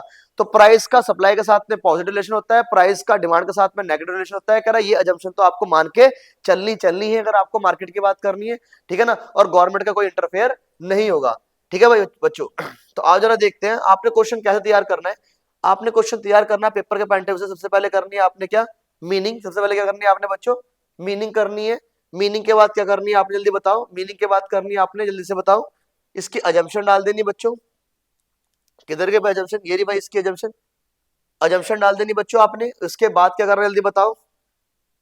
सर इसके बाद हम बनाएंगे टेबल, टेबल बनाएंगे, ये बात देखो टेबल बनाएंगे हम इसके बाद, और उसके बाद क्या बनाएंगे फिर हम डायग्राम बनाएंगे, और डायग्राम को बच्चों एक्सप्लेन कर दोगे। ओके, तो जब भी बच्चों आप डायग्राम बनाओगे सबसे पहले आप क्या करोगे बच्चों, आप ये यहाँ पे ऐसे करके, ये मेरे पास डिमांड का टेबल है और ये मेरे पास सप्लाई का टेबल डायग्राम ग्राफ लाइन है, और यहाँ मेरे पास कौन सा पॉइंट है बच्चों, इक्विलिब्रियम पॉइंट है। ओके, बात समझ गए आपको मैं क्या समझाना चाह रहा हूँ।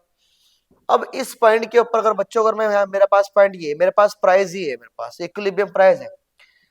अगर बच्चों मैं क्या काम करता हूँ इस पॉइंट के ऊपर, बच्चे जल्दी बताओ पहले क्या है, पहले डिमांड है बाद में सप्लाई। तो सप्लाई ज्यादा है तो उसको बोल देते हैं एक्सेस सप्लाई।